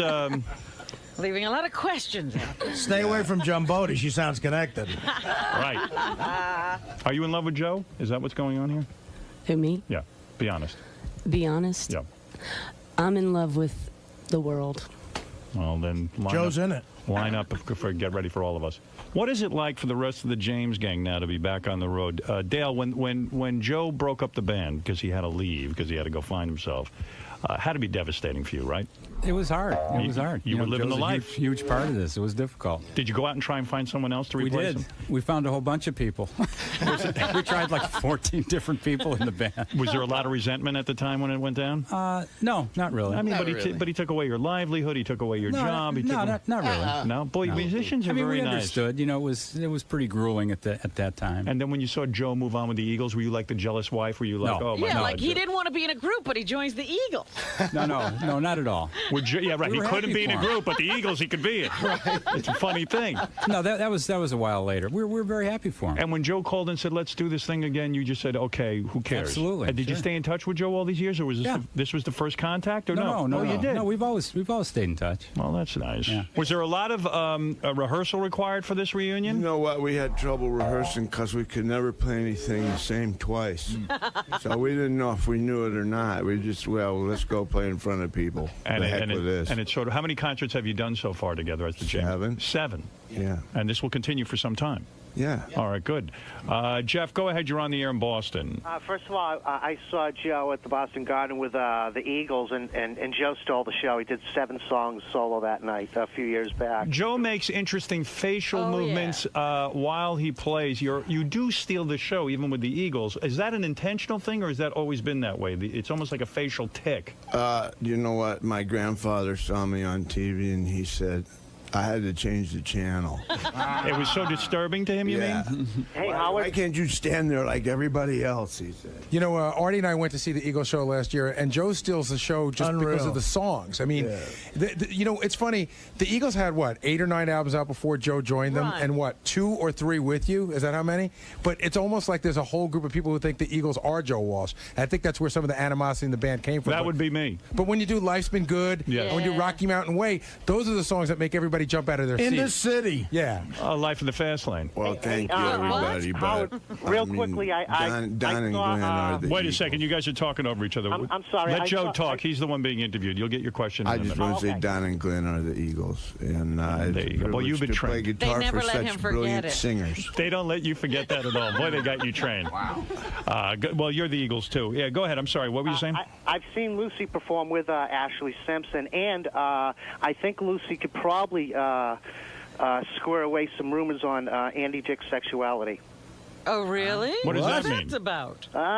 What are you saying? I guess that would be a question for Lucy to answer. Lucy went out with Andy Dick? Oh, please don't Joe, say do you that. know anything Do you know about anything that? about this, I Joe? don't know anything about that. I don't. Stunned. That even shocked Joe. What is that? 3 years ago? What? 3-4 years ago, from what I understand, in L.A., Yeah. she was seeing Andy. Really? You're kidding me. That makes me sick. That Andy got. If Andy got Lucy, I'm I very, can't very wait to upset. see Smokey snap Andy Dick's neck. Yeah. I see Smokey's still with you, Joe, right? Joe, is he your manager now? He's right there. Yeah, I know. He's your manager now, huh? Well, he's a road manager. Yeah, I mean, he keeps me out of jail and stuff. Smokey was the guy I remember for years when you were drinking. He was in charge of keeping alcohol away from you, and I always thought Smokey did a pretty bad job of keeping alcohol away from you. Didn't he? Smokey had a tough job. Smokey had a tough job. Yeah. And Smokey, your whole job was keeping Joe sober, and you have been a success at it now for a couple of years, haven't you? Nobody thought he would win this battle. Joe, Smokey, I never thought you'd win the battle with Joe, to be honest Well, with you. something, the difficult I'll do right away. The impossible takes a little longer. Right. And Belushi you were with, too. That was your job. Him you didn't have so much success He didn't give him with. enough time. We were good friends, but he was just a bad boy. He was a bad boy. Yeah, but when he was together, he was fine. When we parted company, he was 210 pounds, clean, straight, together. Yeah, he had lost like 20 pounds and was talking about the future and stuff. Yeah. And Are you shocked to see Joe in this kind of condition now? Did you ever imagine this would happen? Yes. You did? No, you have to pinch yourself every day. Come on. Going, I'm drinking. Would you mind taking Artie for 3 months? Artie's got many problems. I'm a lost cause. No, Artie, I could work with Artie. Yeah? You And could. I think the thing that scares Artie, he would say, he could make me a better person. Yeah. How do you And I don't think Artie's ready. Smokey, real quick, how do you get a guy like Joe Walsh or John Belushi? How do you get them to stop drinking, to lose weight, to It'll be behave? in my book, Howard. You're writing a book? I'll do it. No, it's all up here. It is a miracle. It is. Lucy, real quick, Joe Walsh's daughter, are you, in fact... Do you know Andy Dick? Do you know Andy Dick? I do know Andy Dick. Yes. No, we did not date. And the answer on his sexuality, coming straight from him, is that he's trisexual. He will try anything. Okay, so you did not have an affair with I Andy did not have an affair with Andy Dick, no. All right, good. But there's pictures on the internet on the red carpet and things like so that. the exclusive no dirty is ones. that Lucy Boy, we does... feel better, don't we, Howard? sure do. God, so do I. Lucy does not know Andy's dick. And I thank do you. not know Andy's dick, Good no. for you. All right, that's what I wanted to make sure. Well, let me tell you something. That has to make you breathe a sigh of relief. Yeah. It sure does. It's a good day. Well, James, gang, I love it. I truly do. I love that you were here. Oh, Captain Jenks has a question. We'll let him have the last word. Go ahead, Captain Jenks. Hey, good morning. Actually, I have two questions. The first one is, Joe, who do you like playing with? Who do you enjoy playing with better, the Eagles or the James Gang? And second question is, would you guys play Desperado? I don't think they'll be playing Desperado. We won't be playing Desperado today. I love being in the Eagles. I mean, Hotel California is still my favorite. It's really hard to play it good. It's still a challenge. I love being in that band, but what I do is I've got a part to deliver right on time, and that part is important to the song. Right. And we do that as good as anybody. Right. But in this band, I get to improvise, and there's no real, there's no map drawn out. Jimmy just counts off, and we go. Right. And that's the old rock and roll days. I wish there was more of that today. Right. Yep. So it's a refreshing break, and I get to. Are you depressed by the state of music today? There isn't a lot of improvisation. Yeah. I think I think you definitely made the right move. Let me put it that way. Yeah. Do you listen to anybody today? Yeah, but they never say who they are. Oh. That's the problem. You don't know them. Well, I like the Goo Goo Dolls. Goo Goo Dolls are getting me. You like those guys? Yeah, they're pretty good. You know, Howard, you talk about Joe's facial tics when he plays guitar. When I played high school baseball, when I was on deck, I used to use the bat as a guitar and do Joe Walsh. That's why I was like a horrible student athlete. And people in the stands used to yell, "Artie, do Joe Walsh." Well, let me see you do Joe Walsh. I mean, it was just, I don't know, just just the Hotel California, like. I'm not even aware I do that. You're not aware of it? No. Because it's entertaining. I mean, because the Eagles especially. Oh, it's unreal. They all stand there like wooden posts, and you're moving around, you're putting the camera on your head. I mean, it is fun to watch. It's easy to look animated next to Timothy B. Schmidt. But yeah, that one video you guys put out, a live Hotel California, when you're going back and forth at the end guitar solo with the. It's a little cooler than Artie does it. Joe. Well, yeah, it is. But, I'm a fat guy. That's because when Joe does it, he's actually playing Hotel California. I used to do that on deck. That's why I didn't bat 300 my senior year. Go ahead, Pete. Quickly say hi to the James gang in Wellington, Florida. Howard, how are you, sir? All right. You are once again the absolute god. And Joe Walsh, I just got to tell you, I used to play I'm 40 years old. 40 years old now. Before I became a partial quadriplegic like I am now, I used to be a pretty decent guitar player. And I can absolutely say you are unequivocally one of the most underrated guitar players, singer-songwriters in music today, period, bar none. Well, that is true. I have to agree with that, Pete. There's no question about it. Thank you. And thanks to Joe, Jimmy, Dale, Bill, Stacy, Robin, and Gia. Really, thank you. That was a real treat. Thank you. Great seeing you guys, and we'll be back. We'll take a little break, and then we'll get back and do the rest of the show for you. Great job. All right, thanks, guys. Joe, how'd it go in there, man? Pretty darn good. Had a good time? Yes, he was gentle with us. He was pretty gentle with Lucy, too. Were you, Were you nervous? No, I was. Detroit. Hey, how you guys doing this morning? Well. Doing all right? Yeah. Hey, I just want to talk about Robin and the beating she took yesterday on the wrap-up show. I didn't hear it. I didn't either. I heard none of it either yesterday. I don't understand, these people, they're calling her names, they're saying the show would be better off without her. Wow. That's so far from the truth. The show would... I've heard the show without her. It's not better. It's worse. If you would listen to the show 3 days in a row without Robin, you'd realize why she's desperately needed here. Yeah, they're absolutely wrong. Take it from me. I'm a radio genius. I know Robin is necessary to the mix. Robin's the greatest. She's the best. Now, let's see. A lot of people, in fact, said some stuff about Robin and her two personalities. That I want more coverage on. Robin, Howard has said many, many times that he's one person on the microphone and another person privately. He's gone to great lengths, and rightly so, to keep his personal life separate from his radio persona. Well, you're right, but I still feel I'm an integrated one person, that I show different sides of myself. Robin is claiming she has created a character on the air. I don't think I'm a character. And it's hard for me to get out of character. Nobody's ever seen me around here out of character. I've seen you off the air, and it doesn't appear to me that your character's any different. Because I don't get out of character until I'm out of the building. No, I've seen you for dinners and all of that. But then I go back into character because I'm around with me. you. Okay, well, fair enough. I've never. I'm shocked to hear she has a character. So it's not just on the air; it's the characters around whenever you're with Howard. The Daniel Day-Lewis of this show. This guy writes, all women have a different work persona. They have to toughen up and put on a harder edge in order to weather adversity in business. Then they go home and they're more nurturing. Women in the workforce sort of imposes a schizophrenia on women. I'm sure lots of women in the workplace feel like they're playing a character. Even Ralph said that one day that Jim was here, it was nice to see a different side of me. That doesn't come out when I'm here. Well, maybe you should let more of that out. You want to know something, Robin? I'm going to tell you. I've come to the conclusion about radio and about what we do, and I spend a lot of time thinking about it, because really, what else do I have to do besides masturbate to Gina Lynn? Yeah, you're trying to work your interactive my interactive porn. Gina Lynn porn. And I really feel that the more of yourself you can reveal on the air, warts and all, and by that I mean even this... I give you my warts. No, even this softer side of you. Oh, no, I'm not letting that No, out. you want to know something that makes you more interesting on the air. In other words, it doesn't always have to be a hard ass. I'd be crying all the time. What do No, you you want? wouldn't. And if you cried, it would be fine. You know, seriously, I think I've been working on this, not always to automatically knee-jerk give you what you'd expect. I want to really give some thought into my answers on the air and even try to bring out sides of me that I was afraid to in the past.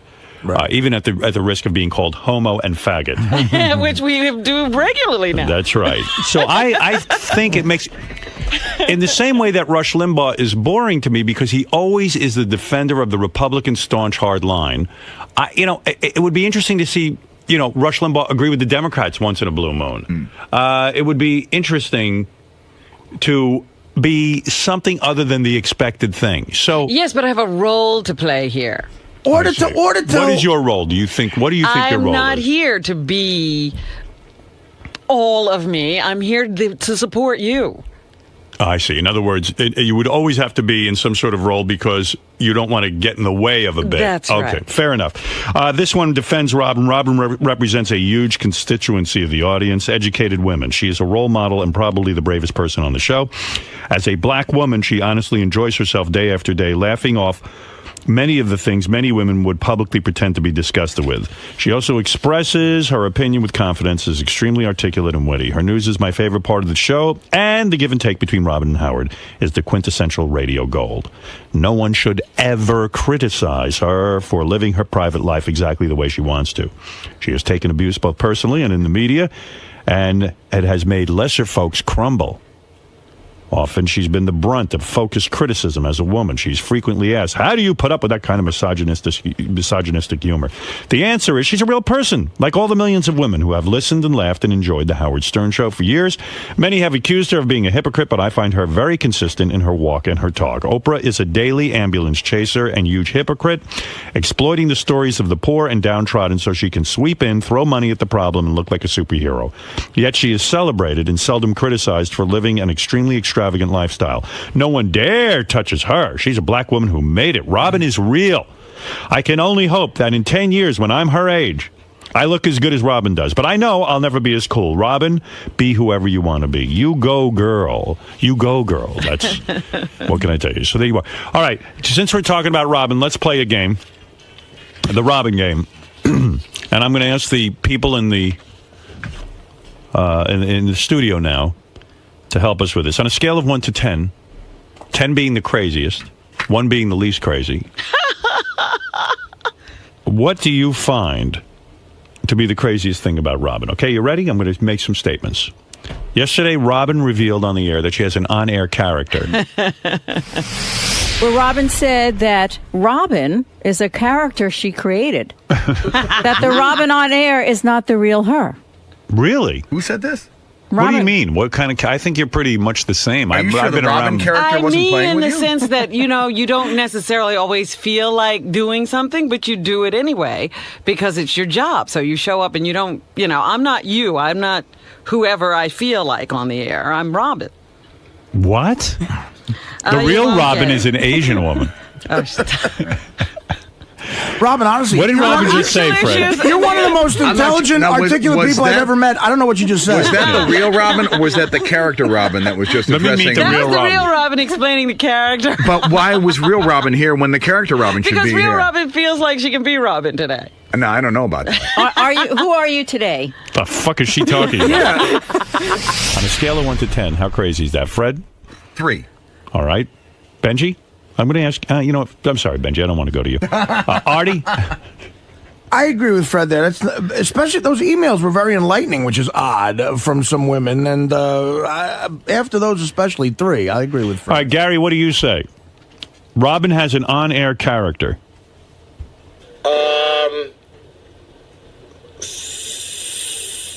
6. Yes, the answer's 7. That's crazy. I mean, Robin is a woman who has, many sides to her personality. She has not created any on-air character. Let me put it to you another way. All right. Because you seem to be having trouble with this.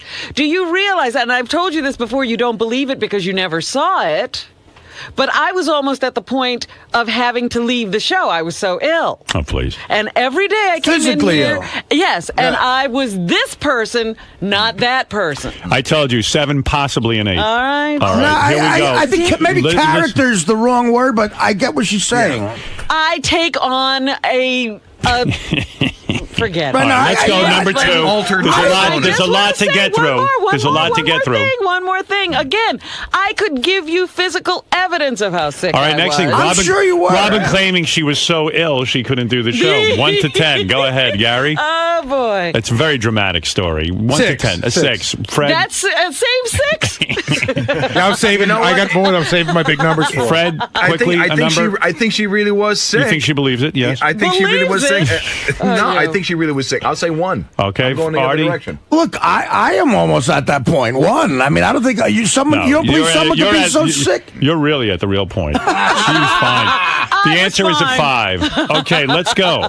The answer. Who Here is the next one. Yes, here is the next one. Taking on a character. Robin gives herself coffee enemas. On a scale of 1 to 10, go ahead. 10 is the right answer. Fred, what do you say? While I was conservative in my other judgments, 13. Yeah, all right. Artie? I was waiting for this one to hit it out of the park. That's a 10er. All right. Robin names the people that she goes out to dinner with and gives them a name. Girls' night out. Scale of 1 to 10. How kooky is that? That's more like a 4. That's like a dopey chick thing than weird. I give it a Dopey 4. chick thing, 4. Go ahead, Artie. Yeah. I'm sorry, Fred. Yeah, 2. It's a chick thing. All right, Artie. It's about a chick thing or an effeminate guy thing like Jason. That's a 2. I think it's an 8, and I'll tell you why. Why? Chicks naming themselves. They do that all the time. We No. created an organization. I'll tell you why that's kooky. I go out with people all the time. You don't throw fundraisers with giving them, and that's a next. We'll get to that. And that is when we decided we needed a name. All right, fair enough. I told you it's an 8. Ugh. All right, I believe this is the name before the goodwill that you were about to do. No. We were already well into the planning when somebody said your organization needs a name. Okay. All right. Then, see, I stay with my 2. I stay with an 8. Now, here is one. Why don't you just get me locked up? I'm working Why on it. don't you just bring in the straight check? This is my evidence. We need you. You're important in the show. Can't lock you up. Same with Artie. All right, here we go. Here we go. I believe this is one that really can be easy. You've already got a 10. Beautiful apartment in Manhattan, moves to Staten Island. Okay. Scale of 1 to 10. How crazy was that? And by the way, keep in mind, this is the woman who claims, well, I don't do anything for a man. When I'm in a relationship, she moved to Staten Island because her boyfriend was in Staten Island. There's no reason on this planet anybody moves to Staten Island out of Manhattan, a single woman. Go ahead. I was the one who contributed this one to the list. Totally an 8. You had the most beautiful apartment in Manhattan, and you moved to Staten Island. And I thought I was having the rest of my life with somebody. It wasn't just. But you didn't say that at the time. What? At the time, you told. I remember exactly why you told me you moved to Staten Island. That's right. Because you were less than truthful. The Hamptons were too far away, and you wanted to have a pool. I really thought I was just going to use the house on the weekends. In Staten Island. That was going to be your weekend retreat. You immediately became the first, second, and third biggest celebrity on Staten Island when you moved there. All right, so Robin decides Staten Island is the perfect place for a summer home. Well, it's Scale better of 1 to than 10. Artie trying to buy another house right near his apartment. We're not doing Artie now. You took me out of that. Artie's And I'm crazy. so nuts, that wouldn't even make my list. Yeah, that I wouldn't. talked you out of it. All right, Gary, You did, 1 to okay. 10. Gary, And I didn't do it. Gary, 1 to 10. How crazy is it? 8. Fred. I'll go with Gary on that one. 8. Artie. That's 7. It's an 8. Look, It's an I'm 8. a city girl. Staten Island looks like the country to me. Okay. Robin flies to L.A. to use a special blood machine for no medical reason. 10. For no medical reason. Easily a 10. I'm not even going to hear the rest of the opinions. We even determined that flying on the plane was more negative to your health than the actual blood machine. Sure. 10, right, guys? Okay, wait a second. Absolutely. See, what are you naming this group that you're just running? Even on airline websites that they say there is a detriment to your health. Well, why if that's don't even the right the word. pilots just stop flying? That's how they make a living. Exactly. That's their job. You're not. On the other hand, So you they are should flying to risk L.A. their for a lives. medical benefit when you're destroying your body on the plane. I enjoyed it 100%. It's like coal miners. They got black lung. It's not because they wanted black lung. They did it because they had to make a living. It's Fred, like smoking. on a scale of 1 to 10, is that a 10? That is a 10. Artie Lang, who knows something about illness, go ahead. What Is that a number 10? was Phil Rizzuto? 10. 10. All right, let's go. All right. There's more on this list? Oh, my God. Robin's diets. Master Cleanse. Syrup and whatever. Syrup, honey, and hot water. Not honey. Juice diet. Maple syrup. And the green and piss drink in the big jug. Go ahead, 1 to 10. How crazy? That's more like a 7 or an 8. Fred? I'm not going a 4. I don't think it's that bad. My sister and about 10 of her friends do that shit. So, out of respect to my sister, 9.5. I'm going to say Artie is closer to the truth, and I'll tell you why.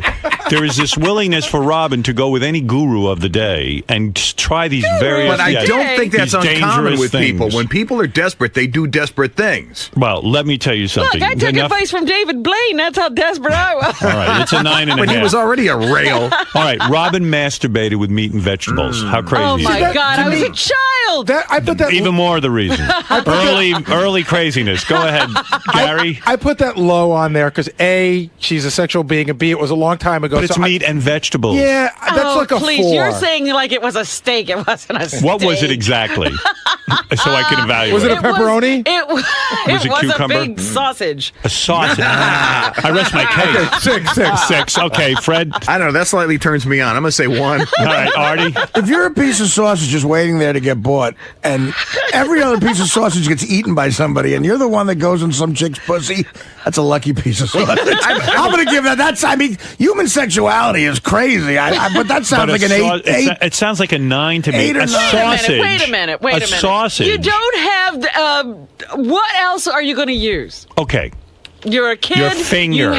The finger wouldn't do the trick. Roll Really? up a Life You magazine. need that big a thing. The finger would not do the trick. How about a rolling pin? Yeah, I mean, Well, I see what you're Too saying. big. This is when you were young and there was no such thing as a You're dildo. not going to some store. There's no What about store what for you about to go to. what most girls use? A hairbrush, the handle of the hairbrush. What? I didn't think of a hairbrush. It wasn't You big thought enough. of a sausage. It looked like a penis. All right, I'll let you slide on that one. I have a question. All right, Had a guy come on to her when she was in her sausage and veggie period, would he have stood a better chance at getting in your pants? No, Okay, here we go. The next one. Let's move on because there's a lot of them. because I had the sausage. No. Robin changes her name to Ophelia, and as an author, she's Robin Ophelia Quivers. Yeah, I thought that Not was. Robin Ophelia Quivers as an author. I believe you are. See, there's 2 elements that makes that weird. That she insisted on all of that and then dropped it like 2 months later, like it never happened. So Right. that's like a 7. 7. Fred. I'd be a you guys. hypocrite. 1. Okay. Never can take a joke. Artie. That was no not joke. true. Why? I don't know that whole How dare story. you? It was so funny because everybody had 3 names at the time, and I said I want to be a 3-name person. I'm All right. usually No, I one of remember names. so you just picked Ophelia out of the blue. No, that's her name. Her middle name. Oh, it's your middle name. She decided she wanted to be called Ophelia. Oh, well. It would have been crazy if I just picked Ophelia. She wanted to be 6. Robin Ophelia. 6. A 6 is about right. That's right. 6 or 7, sure. I mean, come on, that's insane to walk into your Can coworkers we and say, do this with everyone here? "I demand to be Robin Ophelia Quivers." Can we do this with everyone here? All right, let's go. I don't know if I can quickly. sit through mine. Quickly. I don't need all the dissertation, just a number. Okay, here we go. Robin joins starts hanging out with witches and goes into the woods for a witch meeting. I She did denies not that. ever go into the woods. I told you one of my friends was doing it. I never did. You never joined them in any witches? Never went All right, to the woods. I'll give you a pass on that one. Okay, here we go. Next one. Robin buys a house with a swimming pool and can't swim. Oh, that's huge. Okay, But I have give a me- boat and I can't swim. Right. Yeah, What is listen, that's like an 8 or a 9 because she went swimming one day and almost drowned. that? Right. That's like an 8 or a 9. That's Right. like and then went back in the pool. it's like Russian I roulette. took swimming Fred, lessons. 8 or 9. This is a hard one because Robin is wealthy, and wealthy people. but can, she Wealthy goes. people drown. yeah. 7. Art. Art can't 6. swim. See, I mean, actually, I can, but 6. I don't think a lot of people have pools that just. All right, the next one was Robin bought a boat and a jet ski and still can't swim. So okay. All right, finally, Robin puts the giant picture of herself in the house. That's in the dining room. It's for me. That's low. It's odd, but more like It's a 3. 4. It's a 3. Yeah, It's a 3. Okay, good. Fair enough. Okay, and here finally, Robin once kissed Stuttering John. 11. Here we 11. go again. Fred. I'm fucking nauseous when I I was think of that. coerced into it. No, nobody is coerced into Yes, that. he would not get out of my car. I was Hold on. trying to go come on. somewhere. You got to put that in a He big. was like, unless you kiss me, I'm not leaving. Wait, you got to put this in a bigger perspective. No. Robin didn't That's kiss her. true. Robin kissed an intern. She basically did- kissed her intern. Right. Stuttering John. What is it on a Oh. scale of 1 to 10? Oh. 10 being the craziest. 8 or 9. An 8 or That's 9. when he was an intern? Yes. That when grosses wasn't he an intern? that it so grosses me out. 10. Look, it with tongue? it was grossing me out. Because I see him and he was sweaty and greasy. Was it with a tongue? No, I just went, and then he tried to stick his tongue in my mouth, and I threw him out of the car. You know why it's a 1 for me? I'll tell you why. Because there were times I would have kissed him to get him the fuck out of my car. Yeah, you know what it was like. The answer is it's a 7. All right, Robin, there you are. There you are. What did we learn? We learned that you might be crazy. You had 2 unanimous 10s. I would have already. You didn't have to go through all this. I am crazy. Oh, well, then why don't you just say that? We could have avoided the last 20 minutes. Now, Robin, all of the changes you've made over the years were sort of brought up in a game just now. Yes. How does that make you feel? Is that annoying to have it? You know, you've been analyzed pretty heavily lately. But that's my life. I explain to people that I must be fascinating for some reason or other, because people are always paying attention and analyzing what I do. Do you regret making the comment that you play different characters on the show? That No, you have? I don't regret anything. Do you agree with the crew's assessment of your different changes and? Unless it's like in a movie, they always say that if you're playing a character well, you have some sympathy for that character, even if the character is Hannibal Lecter. You don't see yourself as the villain. So I still don't see myself as crazy because I know why I did all the things that they're talking about. So it's almost like a compliment to you that you've played this character so well that they're intrigued by it. They don't know me at all. They don't know you like I know you, Robin. Right. Like I'd like you to know me. All right, Robin. You're a 10 in my book, no matter what character you're playing. On the crazy book and every other book. Every book. You're watching Howard TV's HD Clip of the Week. I'm concerned for you as the person, not Yucko. I'm concerned for the person. What about what Artie says? He feels bad for you that, like, when you go to these, things like Greg Fitzsimmons asks you to do something, then he says, no, I mean, you got to get into makeup.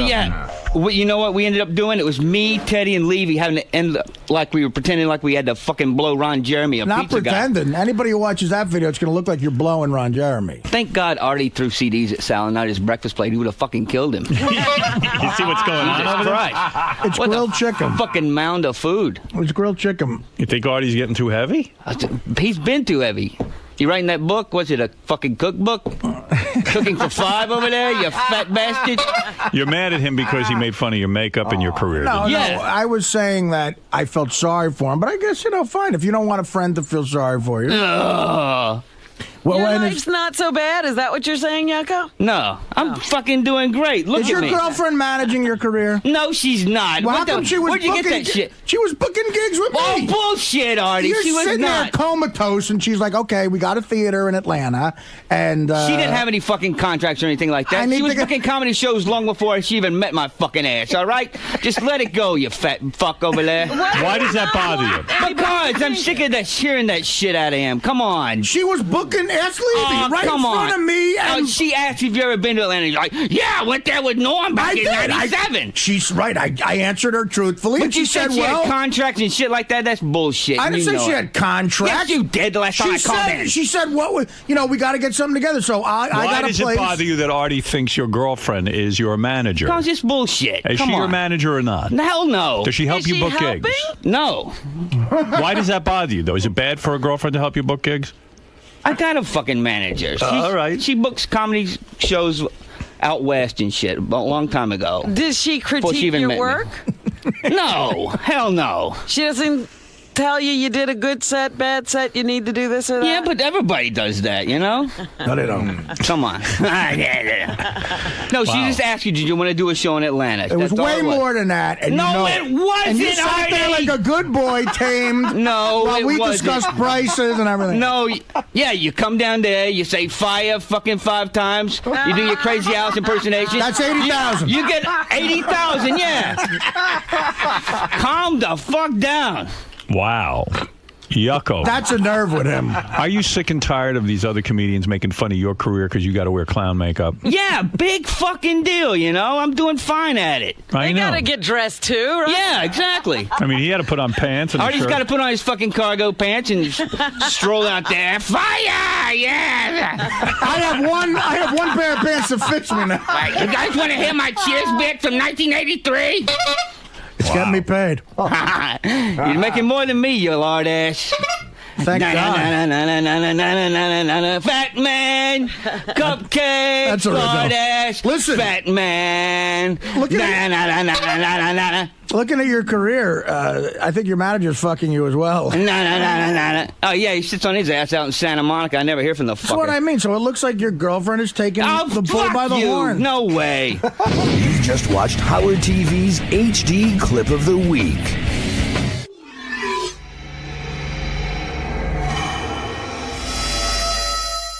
I'm going to play a couple of things that have been happening, including Sal's weird pronunciations. You know the word villa? Yeah. I have a villa in France, perhaps you'd say. He calls it a villa. I hate to say this. Yeah. You're wrong. But in Italian. Get out of here. You're in America, asshole. First of all, I'll tell you what. You're not from Italy. You didn't grow up in Italy. You've never been in Italy. Right. I've been to Italy. Yeah, okay. Here's Sal from the wrap-up show yesterday. Listen to this guy. Women love men who are successful. So you have to play the success card. You have to paint the big picture.